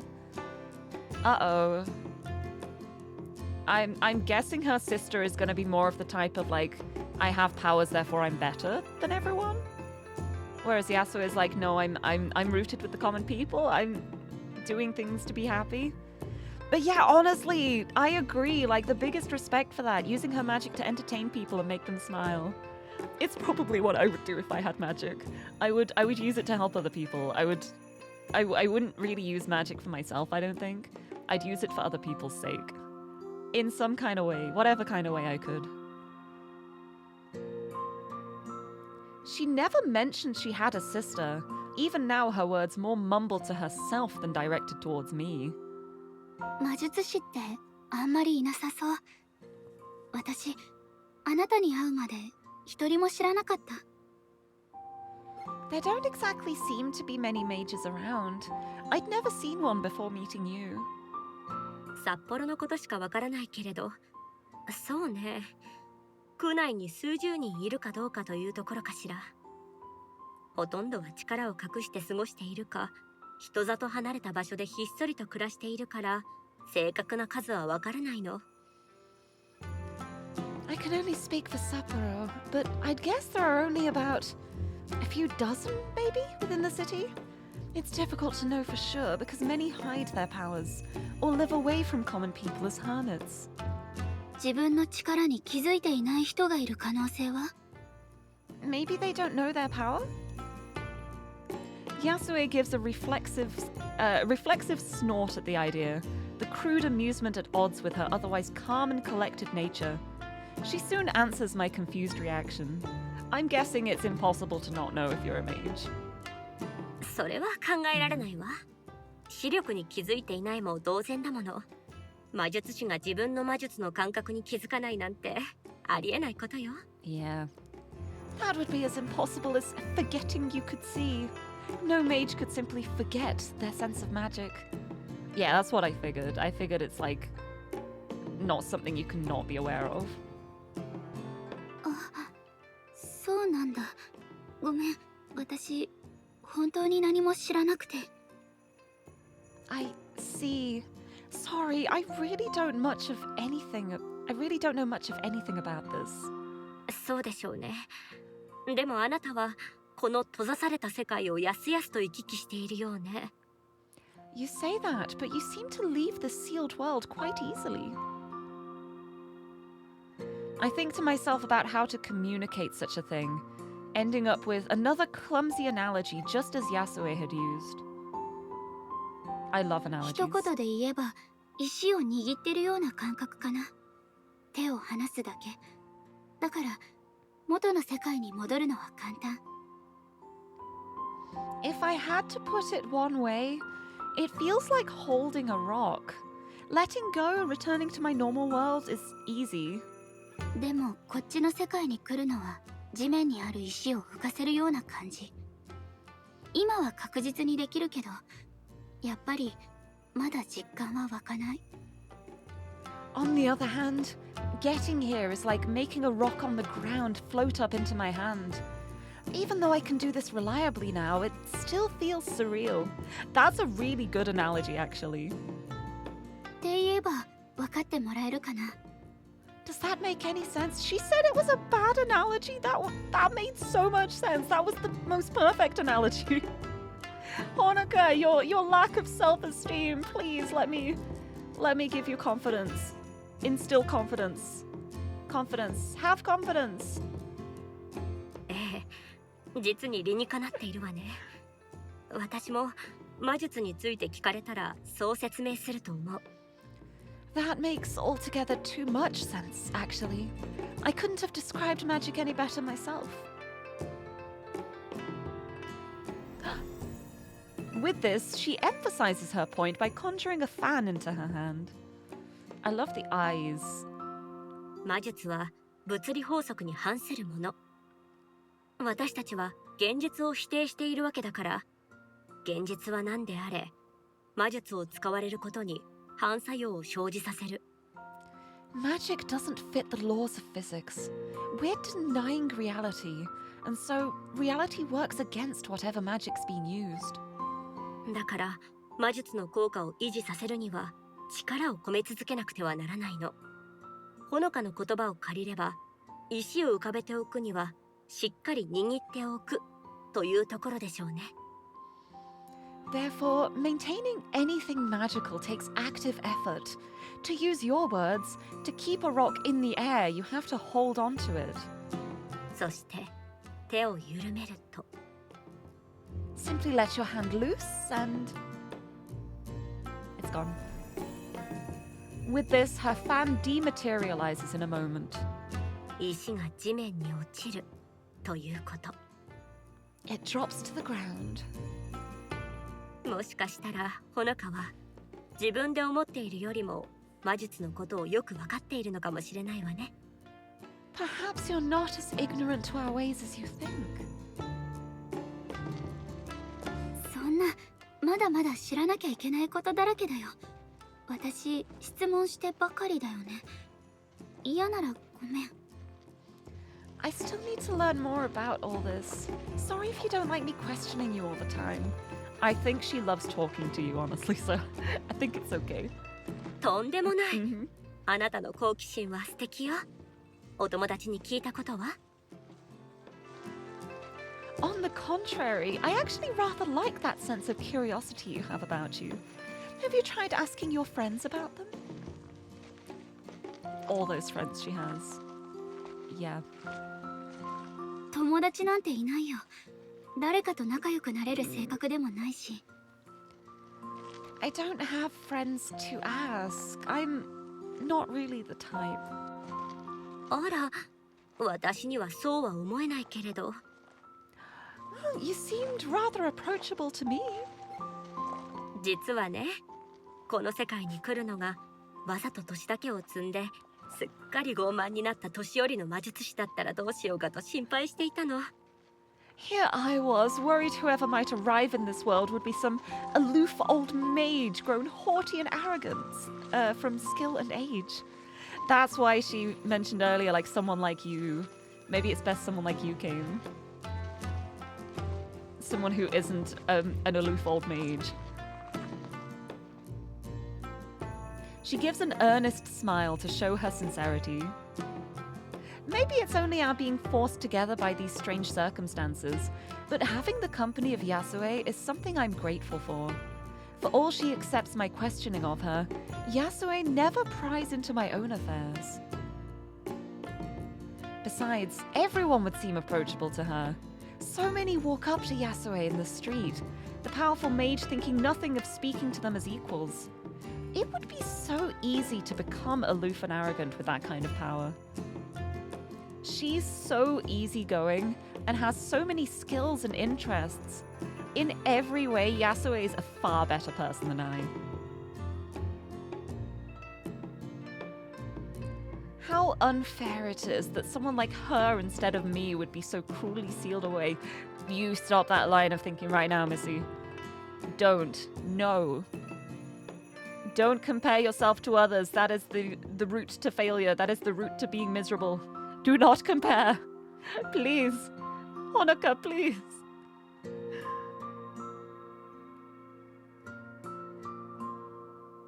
Honoka, you do not think I wish it was me instead. You think, I wish we were both free. Okay? Okay. Good. As we turn a corner, Yasue's soft voice speaks again. もう一つ聞きたいことがあったの。どうして私を強い魔術師だと思ったの？比べられる魔術師の知り合いなんていないでしょ？ I did have one more question, actually. Where did you get the idea that I was powerful? You have nobody to compare me with, right? You just did a whole kabuki theater show as just yourself.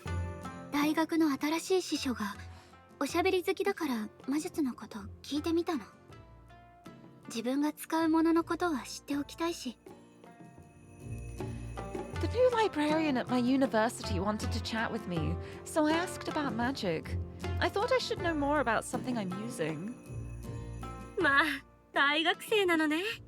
すごいわ。何を勉強しているのか聞いてもいいかしら？ Oh, she's so happy. Oh, you're in a university. That's wonderful. May I ask what you're studying?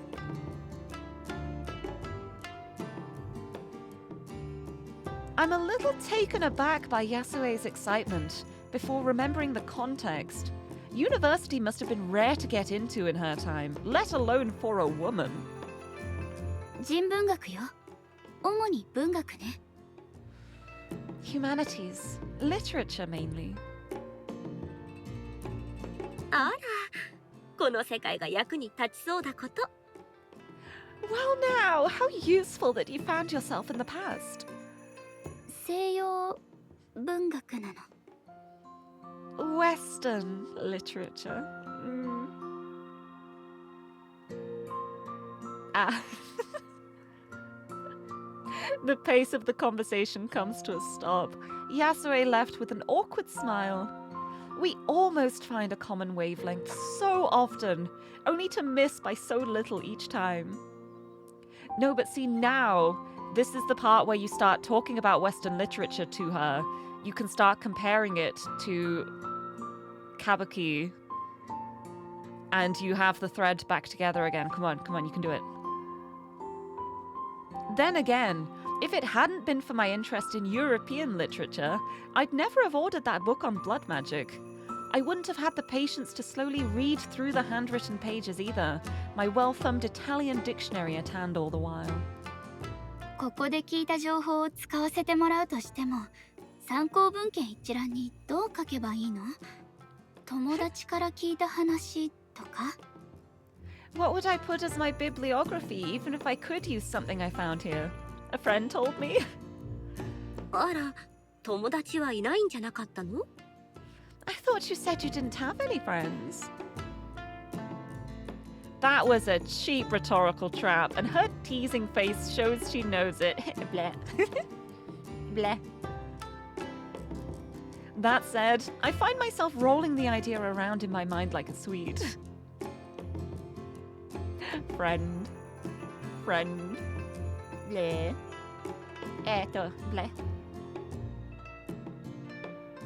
The thought suddenly comes to mind that I brought something along, thanks to chatting with Shino days earlier. Did you bring your phone with you? Oh!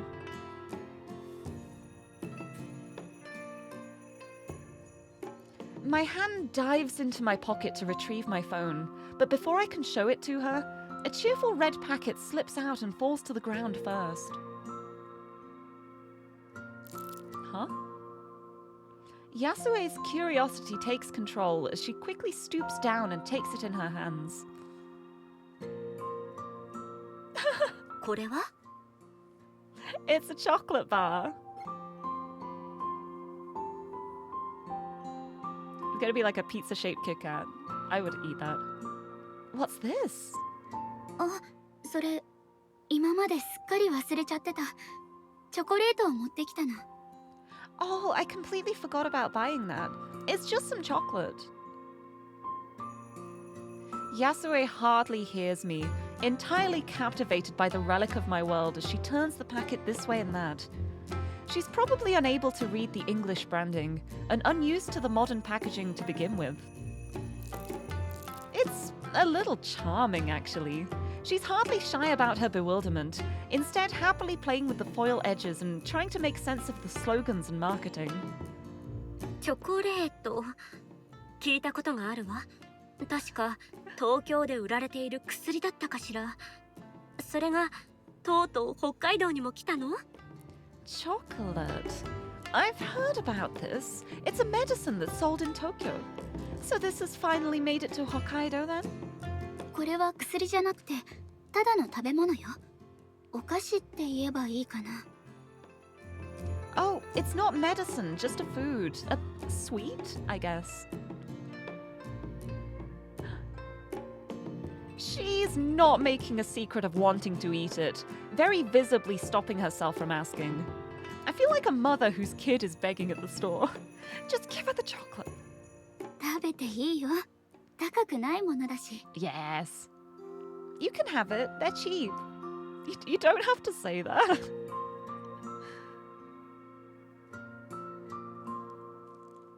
I guess maybe like trying to justify it to her, like, I can't take this precious treasure from you.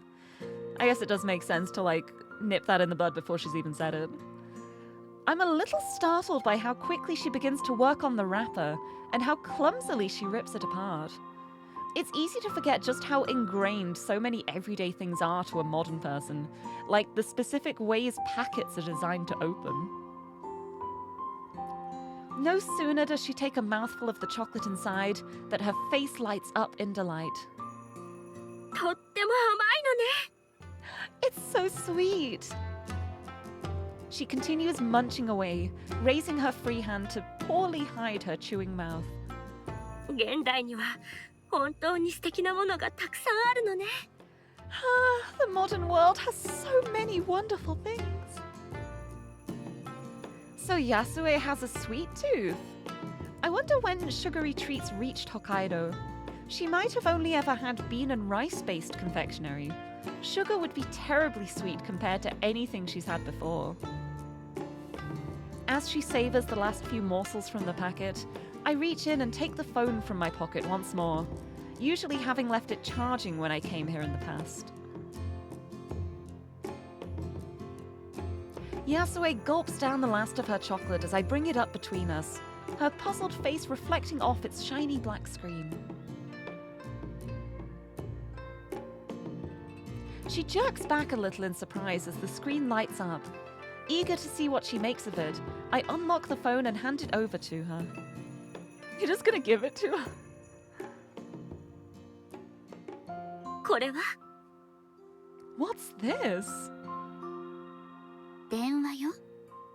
A phone? 電話 A phone, you say? 触っていいよ。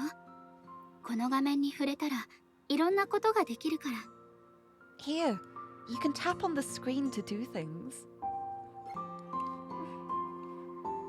I give a couple of taps here and there to show opening an app and such, before Yasue gives it a try for herself. I don't think she quite understands it all, but her face lights up as she slowly gets the hang of it. As Yasue fiddles about, she manages to discover moving things by dragging left and right, and opening controls by tapping, completely by herself. I'm surprised she worked it out so quickly, but I suppose she's still just human.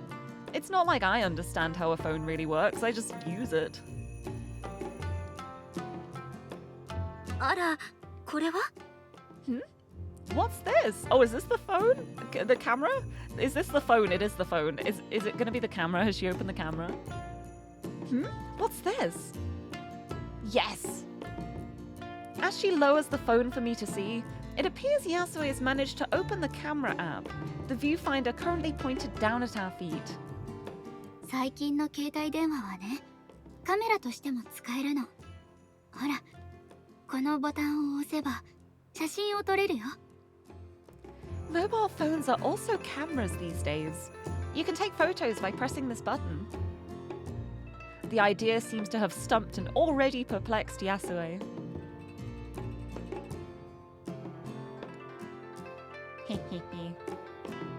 I take the phone back to guide her through how the camera works, changing to the front camera and holding it up to show both of us on screen. It's admittedly a little clumsy. I've never been one for selfies and keep trying to move the phone the wrong way to keep us in the shot. The look of sheer glee on Yasue's face when it all clicks for her, though, as seen on the screen before us, makes it all worth it. I can't help but smile at the absurdity of the situation as the two of us crowd into the swaying frame. Yay! Oh, that's so cute. With some difficulty, I managed to somehow maneuver a finger onto the shutter button, finally taking the shot with a loud click. Bringing the phone down between us, I show Yasue the saved photo, her face leaning in close to take in every detail. 信じられないわ。色が鮮やかで、それにじっとしていなくてもいいのね。ねえ、どうしてこんなに早く現像できるの？ Incredible! Everything's so colorful, and we didn't even have to stay still. How did it develop so fast? それは説明するのがちょっと難しいかも。でも、携帯電話で撮った写真は現像しなくていいの。フィルムに写してるわけじゃないから。It's probably a bit complicated to explain, but photos like this don't need to be developed. It's not going onto film. I'm so used to the digital era that the days of film cameras slipped my mind. As I replaced the phone in my pocket, Yasue writes herself, but the excited energy from her new discovery still remains. I have to remind myself yet again that this woman's actually the older of us. ありがとう、ほのか。こんなに長く本物の世界を感じたのは初めてよ。今は何という時代なの？ Oh, thank you, Honoka. For the first time in so long, I feel like I have some connection to the real world of the... Which era is it now? 明治の後、大正、昭和、平成ときて、今は令和よ。Reiwa. After the Meiji era, it went Taisho, Showa, Heisei, and now Reiwa. 令和。いい響きね。きっと素晴らしい暮らしを送っているんでしょうね。Reiwa, how lovely a name. Those in your era must live an amazing life. それに食べ物も。さっきのチョコレート、すごく美味しかったもの。And the food as well. It's so nice. I hold my tongue, but it's all so ordinary to me that I hardly notice such things day to day. To Yasue, though, this might as well be another world entirely. Yeah, so 2019 or later. Well, it's modern day, so... Yeah, the Reiwa era. Her childlike joy is quite charming. It feels nice to have helped her, however accidental it might have been. I wonder just how long it's been since I helped another. I'm so wrapped up in my own feelings that it takes a moment to realize Yasue's attention has shifted back to me. ほのかは笑っている方がいいわ。A smile suits you. No, that doesn't mean stop smiling. No! No, Honoka! No! She was smiling. No, we got so close. In a moment, my face collapses. It's not that I hate her well-meaning compliment, but somehow it doesn't feel right to smile. Not after everything that's happened. 安江はどうしていつも笑っていられるの？閉じ込められた後でさえも。I don't know how you smile so easily, especially after being sealed away. だってもう100年以上経ったのよ。年も人々もこの世界も何一つ変わらないまま。昔はこんな風じゃなかったのよ。一番辛かったのはこの世界から抜け出そうとしていた頃でしょうね。失敗するたびに愛する人たちと過ごせる時間が失われていくのを感じていたから。It's been over 100 years now. My age, the people, this world, everything unchanging. I wasn't always like this. The worst of my time here was the period I entertained escape. But every moment I failed to find a way out was a moment in the company of loved ones that I lost. でもどうして年を取らないの？ちっとも年を取ってるように見えない。How have you lived for so long, though? You don't look old at all. あら、ありがとう。Oh, I thank you. 魔術師の中でも特に力の強い者は自分の魔術で老化を遅らせることができるの。普通の人の3倍。いえ、それ以上に長生きする人もいるわ。Mages, powerful ones anyway, can tap a little of their magic to slow their aging.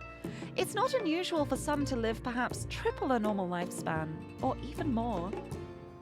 あっさりと諦めることもできたけれど、私は。I could have taken the easy way out and not done so, but... ここで死ぬわけにはいかなかった。あの子が私をさまよわせるべく作ったこの牢獄で死ぬわけにはいかなかったのよ。あの子への復讐は私の最後の劇になっていたでしょうね。あの子がまだ生きているならだけれど。Oh? I couldn't let myself die here. Not in the prison she set me to wander. My revenge on her would have been my final play, if only she still lived. I wonder if this is her sister. I wonder if her sister's the one who created this trapped bubble.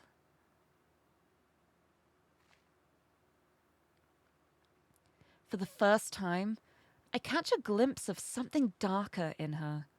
Without thinking, I take a step back, my chest tightening at the change from her otherwise gentle nature.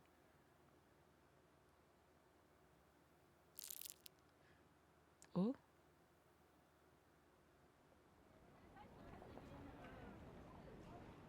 The cheerful red packet crumpling up in her tightening hand reminds her of the here and now. Yasue forcing the thoughts from her mind given my presence. It's only natural to hate anyone who did such a thing to her, but I didn't know she had such anger bottled up. ほのかには関係のない話よね。この話はここまでにしましょう。That isn't your concern, though. Let's end talk of that matter. そういえば、ほのかの世界は随分と様変わりしているようね。おズボンが一般的なのかしら？ I see much has changed in your world, if not mine. Pants are common now, for one. She gives a small smile, trying to distract herself with a lighter topic. Yes, let's talk about fashion. I can't help but feel awful, but I humor Yasue for her sake. I wouldn't say it to her now, of all times, but this world reminds me a little of a snow globe. A small slice of the world, captured at one point in time and now everlasting. A world where the company of strangers is all she had. そうだけど安心して。着物や浴衣もお祭りや行事の時に着てる人は多いから。私も最近の花火大会で浴衣を着たよ。Don't worry, kimono and yukata are still worn, especially for festivals and events. I wore one to the last fireworks, actually. まあ、ぜひ見てみたいわ。きっと似合うでしょうね。I'd like to see that. You'd look pretty in one. Every so often, she oversteps into undeserving compliments. Stop! You deserve these compliments! Stop that, Honoka! Pap. I'm gonna just give her a pap on the head every time she's self-depreciating. I get that she wants to put me at ease, though. 子供の頃の一番古い記憶の一つが、浴衣を着て出かける準備は万端だったのに、祭りが中止になったことでね。泣いてダダをこねる私を慰めようと、両親がホタルを見に連れて行ってくれたの。One of my earliest memories as a child is of standing around in my yukata all ready to go, but the festival being cancelled. To cheer me up, my parents took me to see fireflies instead. You would not believe your eyes. あの時のホタルは花火よりも綺麗だった。夜の闇に浮かび上がる光が子供心に魔法みたいだと思ったの。When I saw them, I thought they were better than any fireworks. They almost looked magical as a child, floating about in the night's darkness.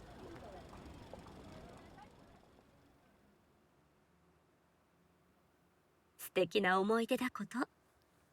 ホタルなんてもうずっと見ていないわ。That's sweet. It's been a long time since I saw those. 私も環境汚染が進んで自然が減ってきてるから、ホタルが見られる場所を見つけるのって難しいの。It's been a long time for me as well. Fireflies are hard to find anymore with increasing pollution and less wilderness. This is going to be a really happy conversation, huh? Good times. 10 out of 10 parrots, right! It's a shame they're probably dead. Hello, Primordial Nightmare. I don't think I've said hello to you, but hello. But yeah, that's such a lovely move. It's so heartwarming, and I love how the conversation has immediately just become depressing. I feel an altogether too familiar pang of regret at mentioning my family, my body going cold at the idea of having to think about this any further. This is the one place I'm free from that feeling. Why did I have to bring them up? Please don't ask anything further about them, Yasue. Please.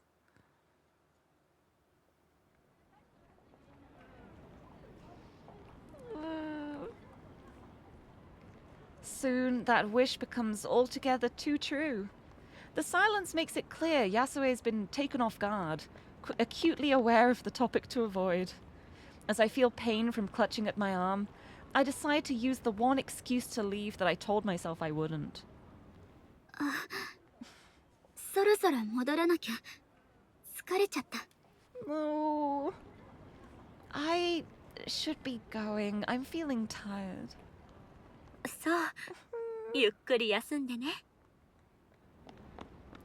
That's fine, Honoka. Take care of yourself. 何より私を友達と言ってくれて嬉しいわ。誰にだって友達は必要だもの。自分ではそう思えなくてもね。だからこそ私は劇場を続けてきたのよ。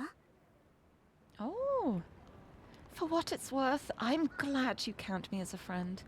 Everyone needs some, even if you might not believe it. That was why I took up theatre, after all. ありがとう、ヤスエ。また来るから。 Thanks, Yasue. I'll see you later.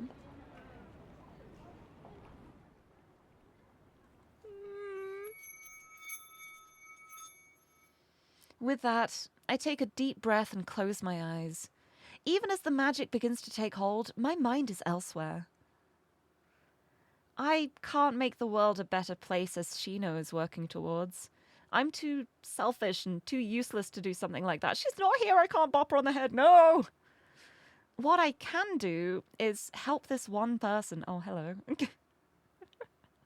Bop you on the head instead as a placeholder. Hello, Zarok, welcome!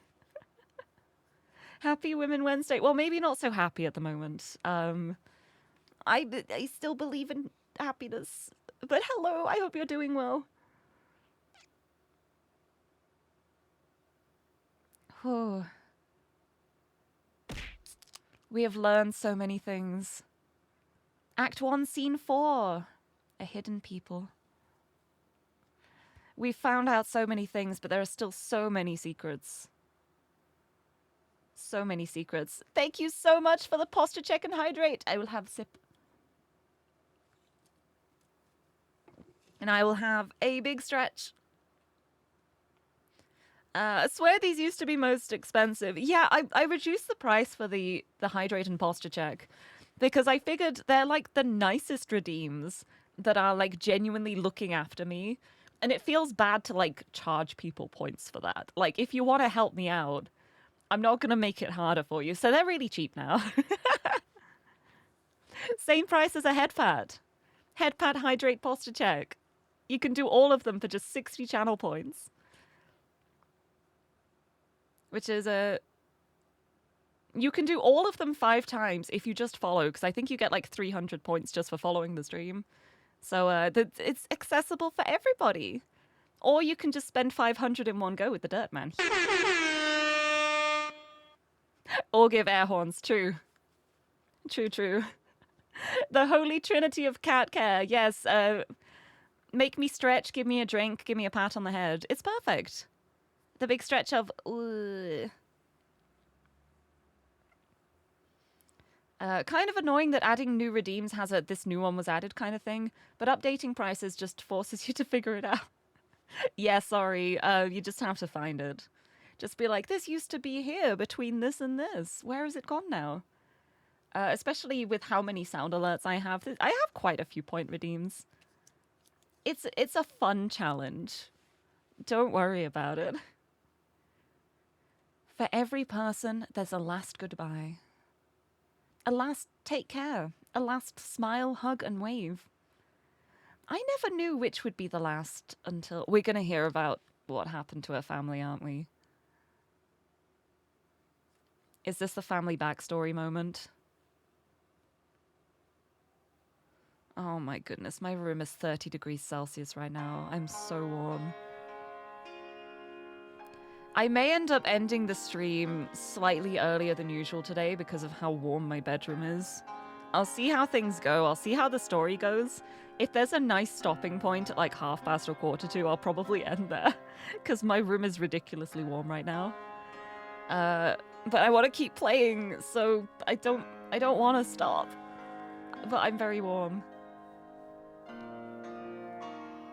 Yeah, as long as I'm not shuffling redeems around as often as supermarkets do their stock. No, I only changed the price of these, like, this is the only change I've made. Usually, like, I stick the prices as something and then I just leave them like that. Maybe I should go through and readjust them at some point. I haven't looked in a while. But yeah, I'm very much melting at the moment. It's so warm. Even with my fan, like, pointing directly at me, I can still feel, like, if I put a hand to my forehead, I can feel how warm it is. And it's like, I should probably try and cool down soon. It's gonna be worse on Friday. I'm not looking forward to Friday's stream. It may be a very short Family Friday this week. It's gonna be like 32 degrees outside on Friday.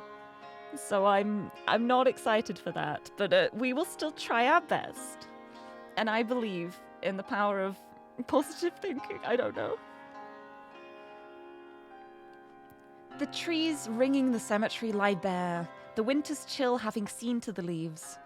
With the grass field covered by frost, all to be seen are so many pillars of granite rising from the white snow.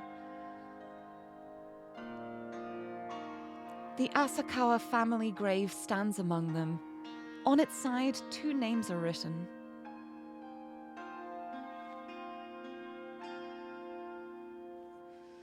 The business of attending to the grave is a strangely welcome routine. Setting something for my overactive mind to focus on has always been helpful. The emptied bucket from the temple now sits beside me, the condensation from my breath hanging in the air. The weeding and cleaning of the stone now done, I stand alone with nothing but my thoughts. I can't say I'm particularly good company. I suppose one shouldn't like cemeteries, but I found myself thankful for the time spent here. Every matter is thick with formality, from maintenance to prayer to the priests themselves. Everyone dutifully follows their script. Perfect for someone like me. So far as I can tell, the unremarkable cemetery in Sapporo's outskirts has been here since the city's founding. The graves about me are old and new, ostentatious and simple. None of that matters to the owners now, who all lie just the same. Even here I'm not alone, with the husky words of another drifting on the cold air. A few yards away, a middle-aged man sits cross-legged before his friend's grave, his old bomber jacket dirtied by the ground. His cheerful, even animated conversation is helped along by the sake before him, still wrapped in the convenience store bag it came in. In the times I've come here, various characters have come and gone as they visited loved ones. He seems to be one of the more regular ones. I, too, once talked to my parents' grave, about my worries and musings, the day's events, even about Yasue and the wondrous world she inhabits, of the kabuki performances she put on, her favorites, and so on. I soon stopped. People said I should talk to my parents at their resting place, but as I stand before them, the words don't come. For all I try, my heart just aches all the more. Perhaps it's simply that I'm the wrong generation to find comfort in it. For all the rituals around death, I've never placed any faith in such things. The hole they left can never be filled. No amount of talking to cold stone will change that. Oh? As I look up from the grave before me, his voice fades into the background. The sight before me is as captivating now as the first time I saw it.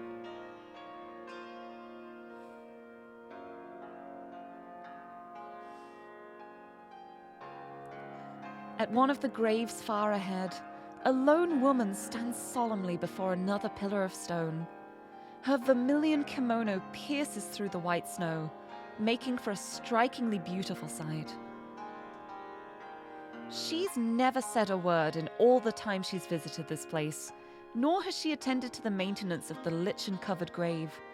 Perhaps an old-fashioned matriarch, or simply a traditionalist, she glides with grace and precision to her steps. In the midst of the falling snow, the lady stands alone, grieving in haunting silence. Noticing her turning back, I quickly cast my gaze downward.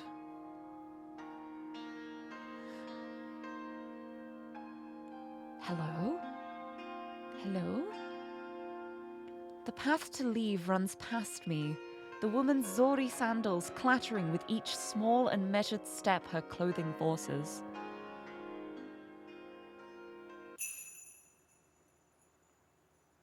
As she passes, I feel something strange. Not once have we spoken, nor have we so much as looked at each other.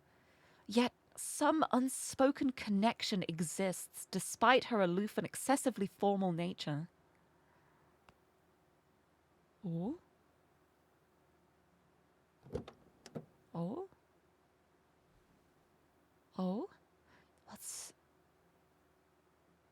Oh? Oh? Perhaps out of that connection, or mere curiosity, I dare to briefly glance behind me.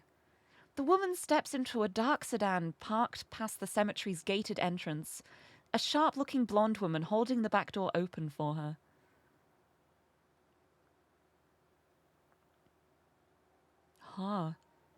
The moment having passed, the old man's meaningless chatter drifts on the air once more.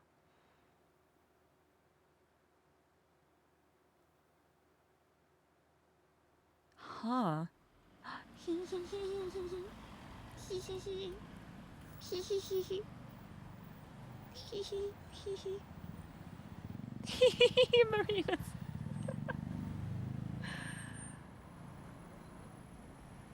Nice. For all I might want to visit Yasue, to see a friendly face and give meaningless chatter, my body is too weak to handle another ritual today. For want of something to do, I end up downtown to run errands. I couldn't go back to that empty home, not today. One cheery theme turns to another every several feet as I walk by so many restaurants and stores. The visual cacophony is no better, the signs and advertisements blending into each other no matter which way I look. Pew pew. Beep boop. Wait. That's a new thing I've learned from going to Offkai. How incredibly annoying US traffic crossing things are. The sound of cars rolling by is interrupted by the cheerful chirp of walking signals. Joining the crowd, I walk across the wide boulevard to another set of stores, selling another set of products. There's an uncanny nature to it all. The street layout is the same as in Yasue's time, more or less, but the wooden frontages now gleam with glass, dirt streets now lie paved, and the white snow is lit by the lights of bustling businesses. Unfortunately, the couple of weeks studying blood magic haven't yielded an ounce of progress towards helping Yasue. What experiments Isabella attempted more often failed than not, and her dialogues on the nature of magic are of little practical use. Who's singing? Hello? Hi! Hey!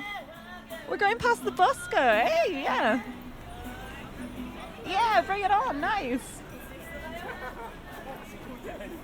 She was a normal person who'd stumbled into a world she didn't understand, just as I did. It's okay, we're past the busker now. Death is the farthest thing from the minds of anyone here. The scars I carry would make any of them think less of me. As much as I may want to help Yasue, I'm the only one who even knows of her existence.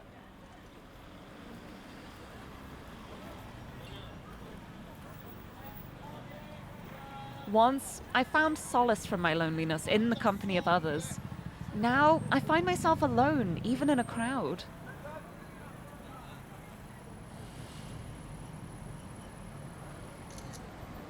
Boop. Flashbacks to crossing every street in San Jose. Yeah, every single time it's just wait. Wait. And I'd just be there talking to the crossing signal like, I am waiting. I am waiting. What do you want from me? The best traffic light noises, in your opinion, remain Torianse. And there is no way you got biased by a few anime or something. Understandable. I mean, it is fair to be biased towards good things.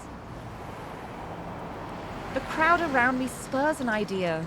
Taking my phone from my pocket and moving out of the way a little, I bring up the camera app and take a quick photo. A momentary shot of an ordinary evening in Sapporo.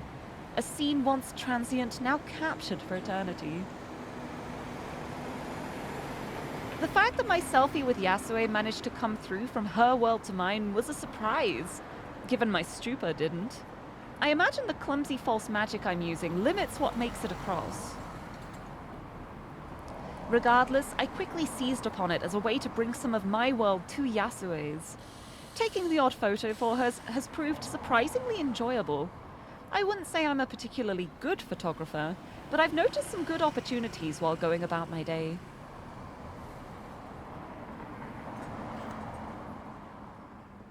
Oh, hey!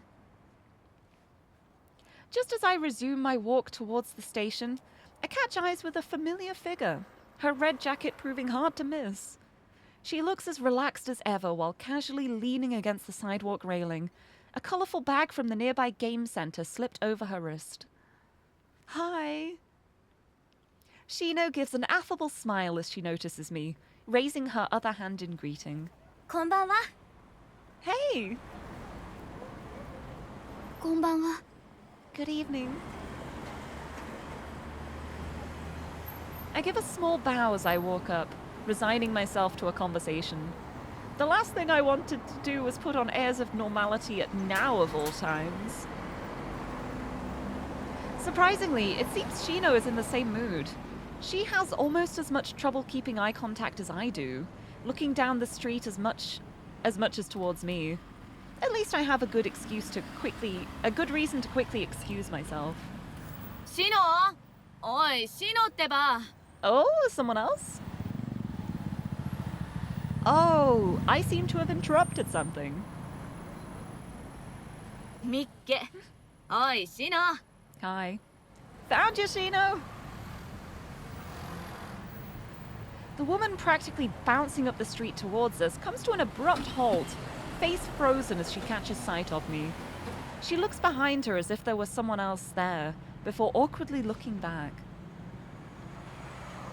Hello? To say the atmosphere is strange would be an understatement. The random people passing by us all the while only highlighting the passing seconds. 邪魔してごめんなさい。もう行くね。 Sorry, I should be going.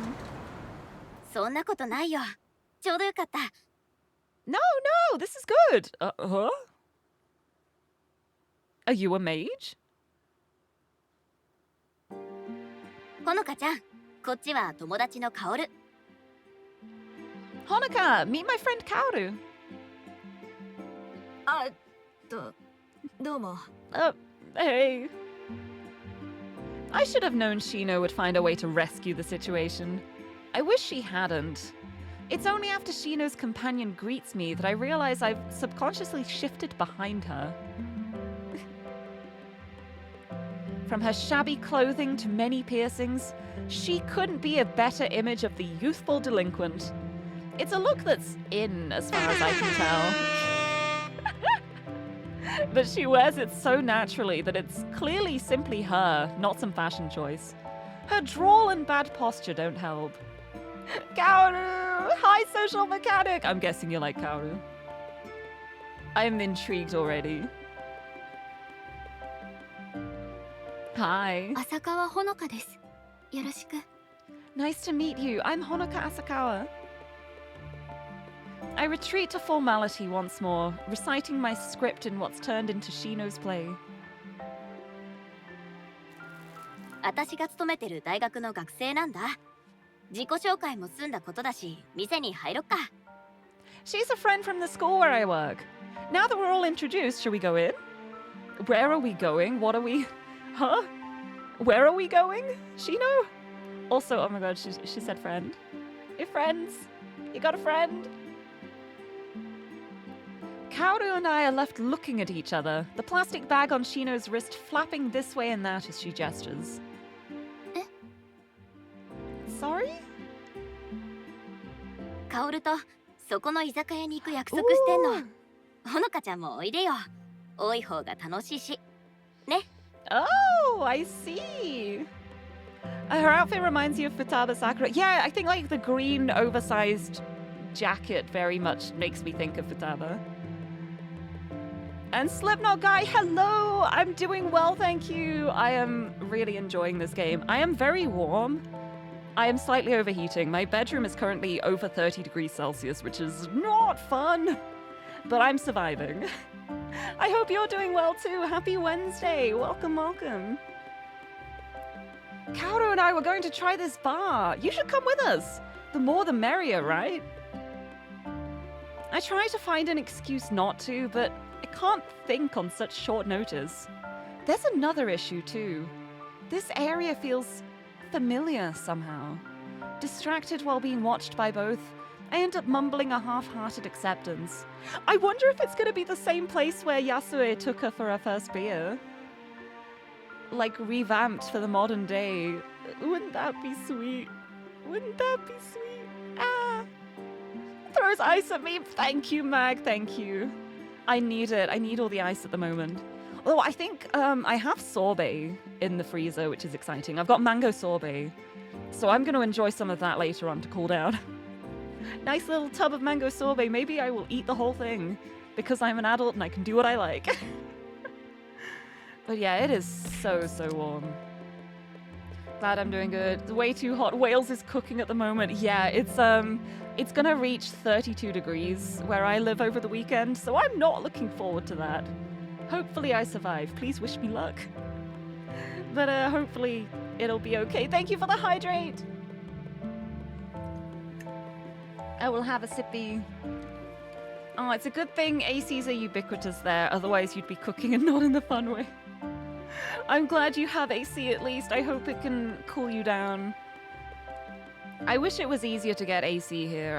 I'm just suffering.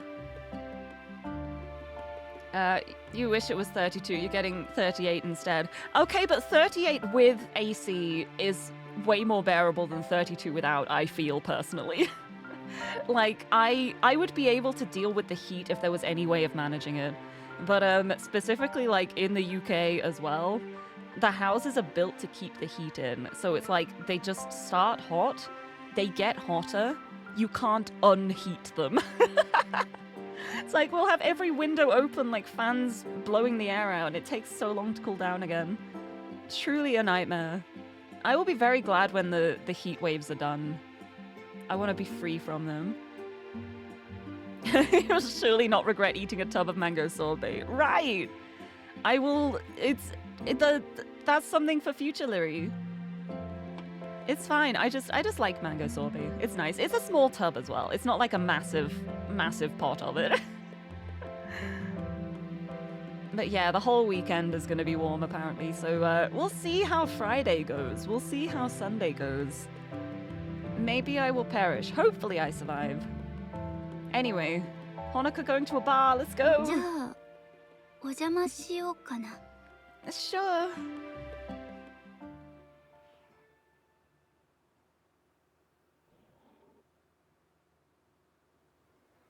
All right, let's go. I wonder if it is the same bar. It might be. I think it is. It is, yes! I see now why I felt an odd familiarity from outside. This bar is the same one Yasue took me to. It's amazing how long some of the local businesses have stayed operating. I love this music. Oh my goodness, this one. This track is great. I mean, they've all been great. I like this one. Yeah.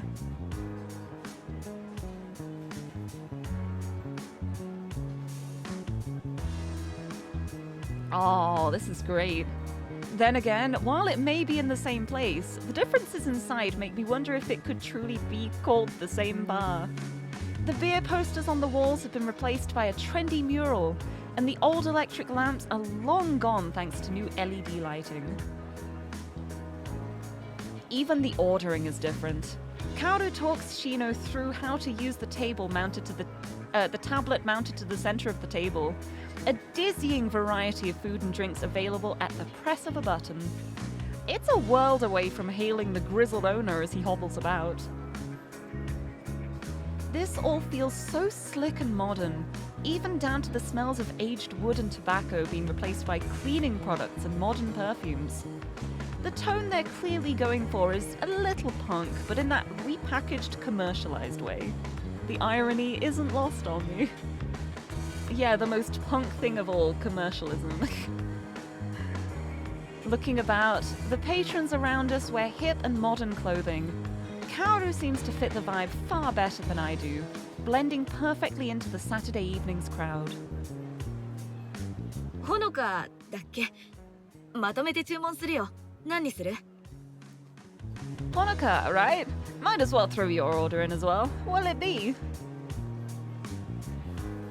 Her familiarity to call me by my first name right away feels strange.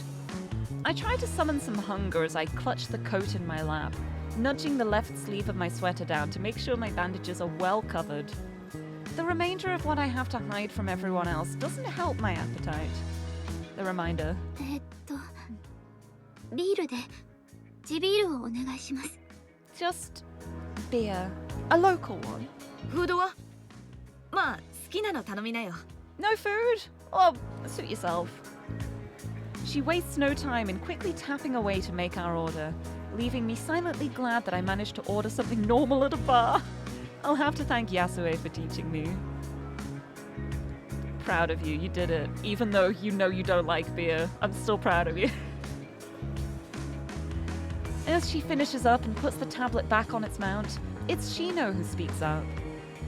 そうだ、これあげる。 Hey, you can have this! She passes the game center bag over the table with a smile. I reflexively take it before looking inside and plucking the soft item out. Aww! クマのぬいぐるみ Little teddy!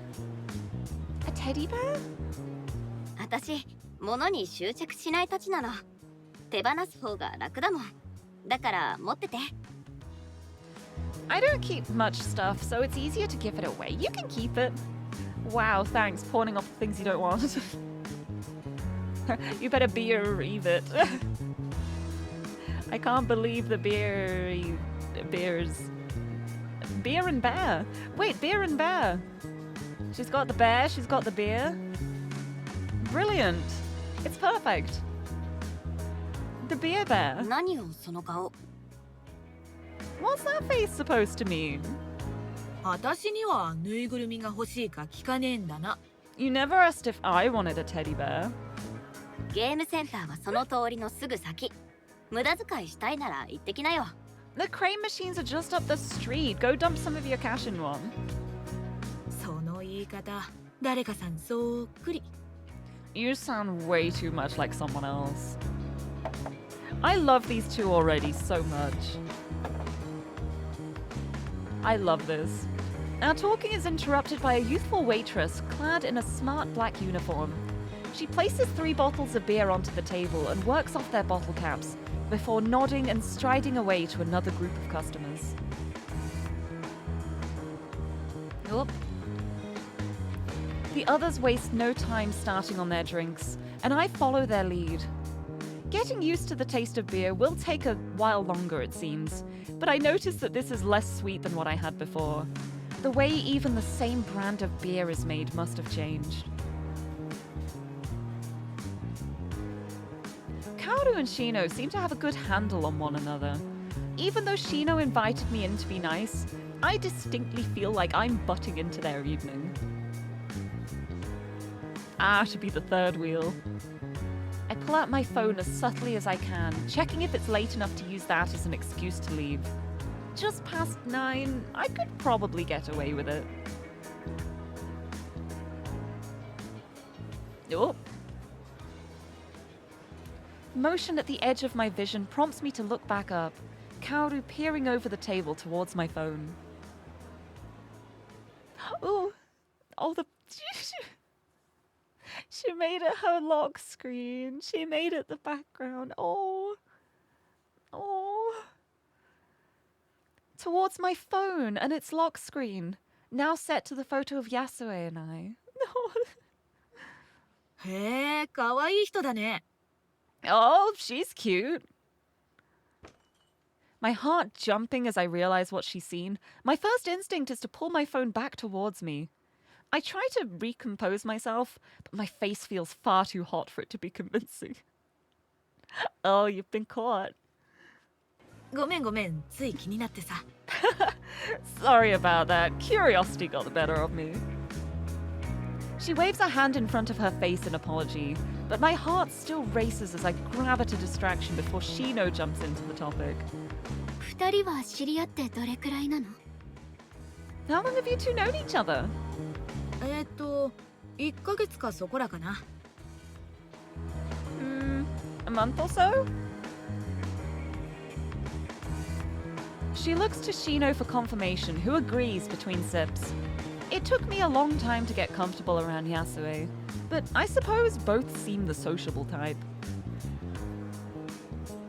As they begin to talk with each other, the conversation thankfully drifts away from me as the friends chat between one another. Kaoru's loud voice ensures the other patrons glance towards her rather than me as well. I drink the last of my beer as quickly as I can before finding an opening in their conversation. もう遅いし、そろそろ帰らなきゃ。誘ってくれてありがとう。It's getting late. I'd better go. Thank you for inviting me. 全然いいよ。来てくれてありがとう。じゃあ、また来週図書館でね。No worries. I'm glad you came along. See you at school next week. じゃあな、ほのか。今度また見かけたら声かけてよ。遊びに行こう。She's so great. See you around, Honoka. Say hi if you see me. It'd be cool to hang out again. With that, I shuffle out of my seat and grab my coat. お会計は？ About paying? ああ、気にしないで。私が誘ったんだし、これくらい出すよ。It's fine, don't worry. I can swing this much after dragging you along. Oh, she doesn't even have to pay for it. Nice. ありがとう。Thank you. I feel bad, but this will go quicker if I don't argue the point. I don't even know how much beer costs in this time. Probably not 20 cents. With a last goodbye, I give a wave and head out. The winter's beginning to bite, especially after coming out of the izakaya. The footpaths are filled with people going this way and that, happily chatting between themselves. Once again, I find myself surrounded and anonymous. Just one more person amidst the crowd.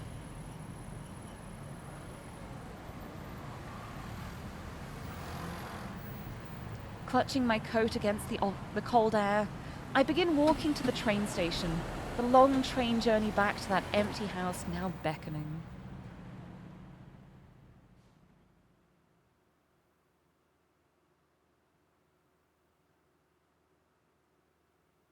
Act 1, Scene 5, yet dawn still comes. This is probably a really good spot to leave it at, actually. Because I said, like, if there's something like a good stopping point between, like, 2:30, that's probably a really good spot to leave it at for next time. We'll start here. It's the start of a scene. That's perfect. I don't have to, like, stop mid-scene and make it awkward.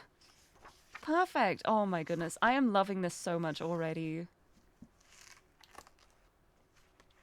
Oh, this is so great. I am so happy to finally be getting around to playing this. It's been a little while, but I'm finally here. The Women Wednesdays begin. It's just the first of many. I'm so excited. I hope the weather gets cooler soon. I don't want to be overheating the whole time I play this, but we'll see how things go. But yeah, this is so good so far. I have so many questions. I am so intrigued about so many things, and I cannot wait to find out what's going on. Like, who sealed her? Who is the mysterious woman in the kimono at the cemetery? What link does Shino have with mages? Is Shino a mage? Is Kaoru linked to mages? Did she just meet Kaoru and just become friends for no reason? There are so many things to know. What actually happened to her parents? Oh, there's so many mysteries. I can't wait to play it again. But for now, I'm really, really warm. So what I'm gonna do is I'm gonna bloop. I will head on over to here, and we can find someone to send a raid on to. Let's see. Let's see who's around. Let's find a raid target. See what's going on. Whew. Oh my goodness, I am so warm. My room is currently 30.7 degrees Celsius. I do not like that. I hope I can cool down. At least I've got my mango sorbet to look forward to. Mango sorbet, cool me down. Relying on you. But yes, let's find a raid target. Let's see. Who do I know who's online? There's quite a few people. The main question is, who is online who isn't probably going to be ending soon? Because I feel like a lot of the people I see have already been streaming for quite a while, and I don't know how much longer they are going to stream for. I don't want to raid right at the end of a stream and make someone feel obligated to keep going. Oh wait, I haven't raided Maru in a while. Maru Melandra! Maru Melandra, the delinquent punk rock riot queen. I think raiding her is a great idea because we are mutual women appreciators.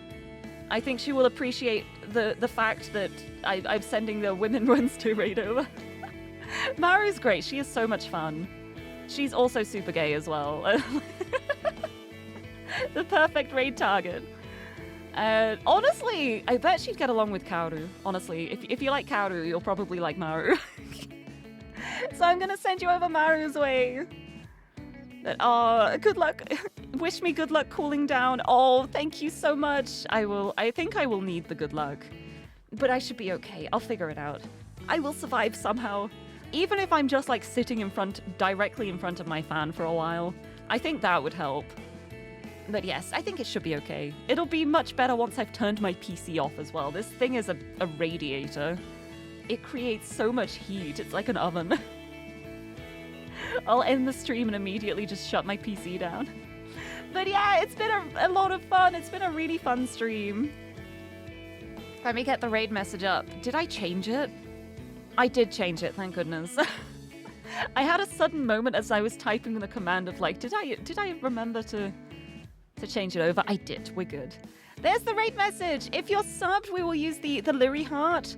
Or if you have channel points, you can also unlock that emote. With like, it's like 80 channel points you can unlock the emote to use for a day. But if you don't want to do that too, we will just send hearts. I did the red hearts because I figured A Tithe In Blood, we have the blood red. Let's send that along. And I will send you over to the lovely Maru Melandra. Maru's lovely.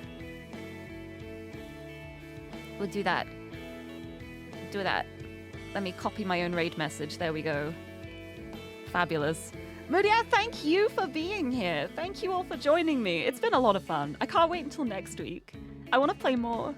I would have probably gone on a bit longer if it hadn't been so swelteringly warm in here. But I'm very excited for next week to continue this. It's so good. It's so good already. But yes, for now, I'm gonna go. I should probably have actual food before I start downing mango sorbet, so I'll go and have some dinner. But this has been so fun. It's been a good time. Thank you so much, everyone, for joining me today. And until next time, bye-bye.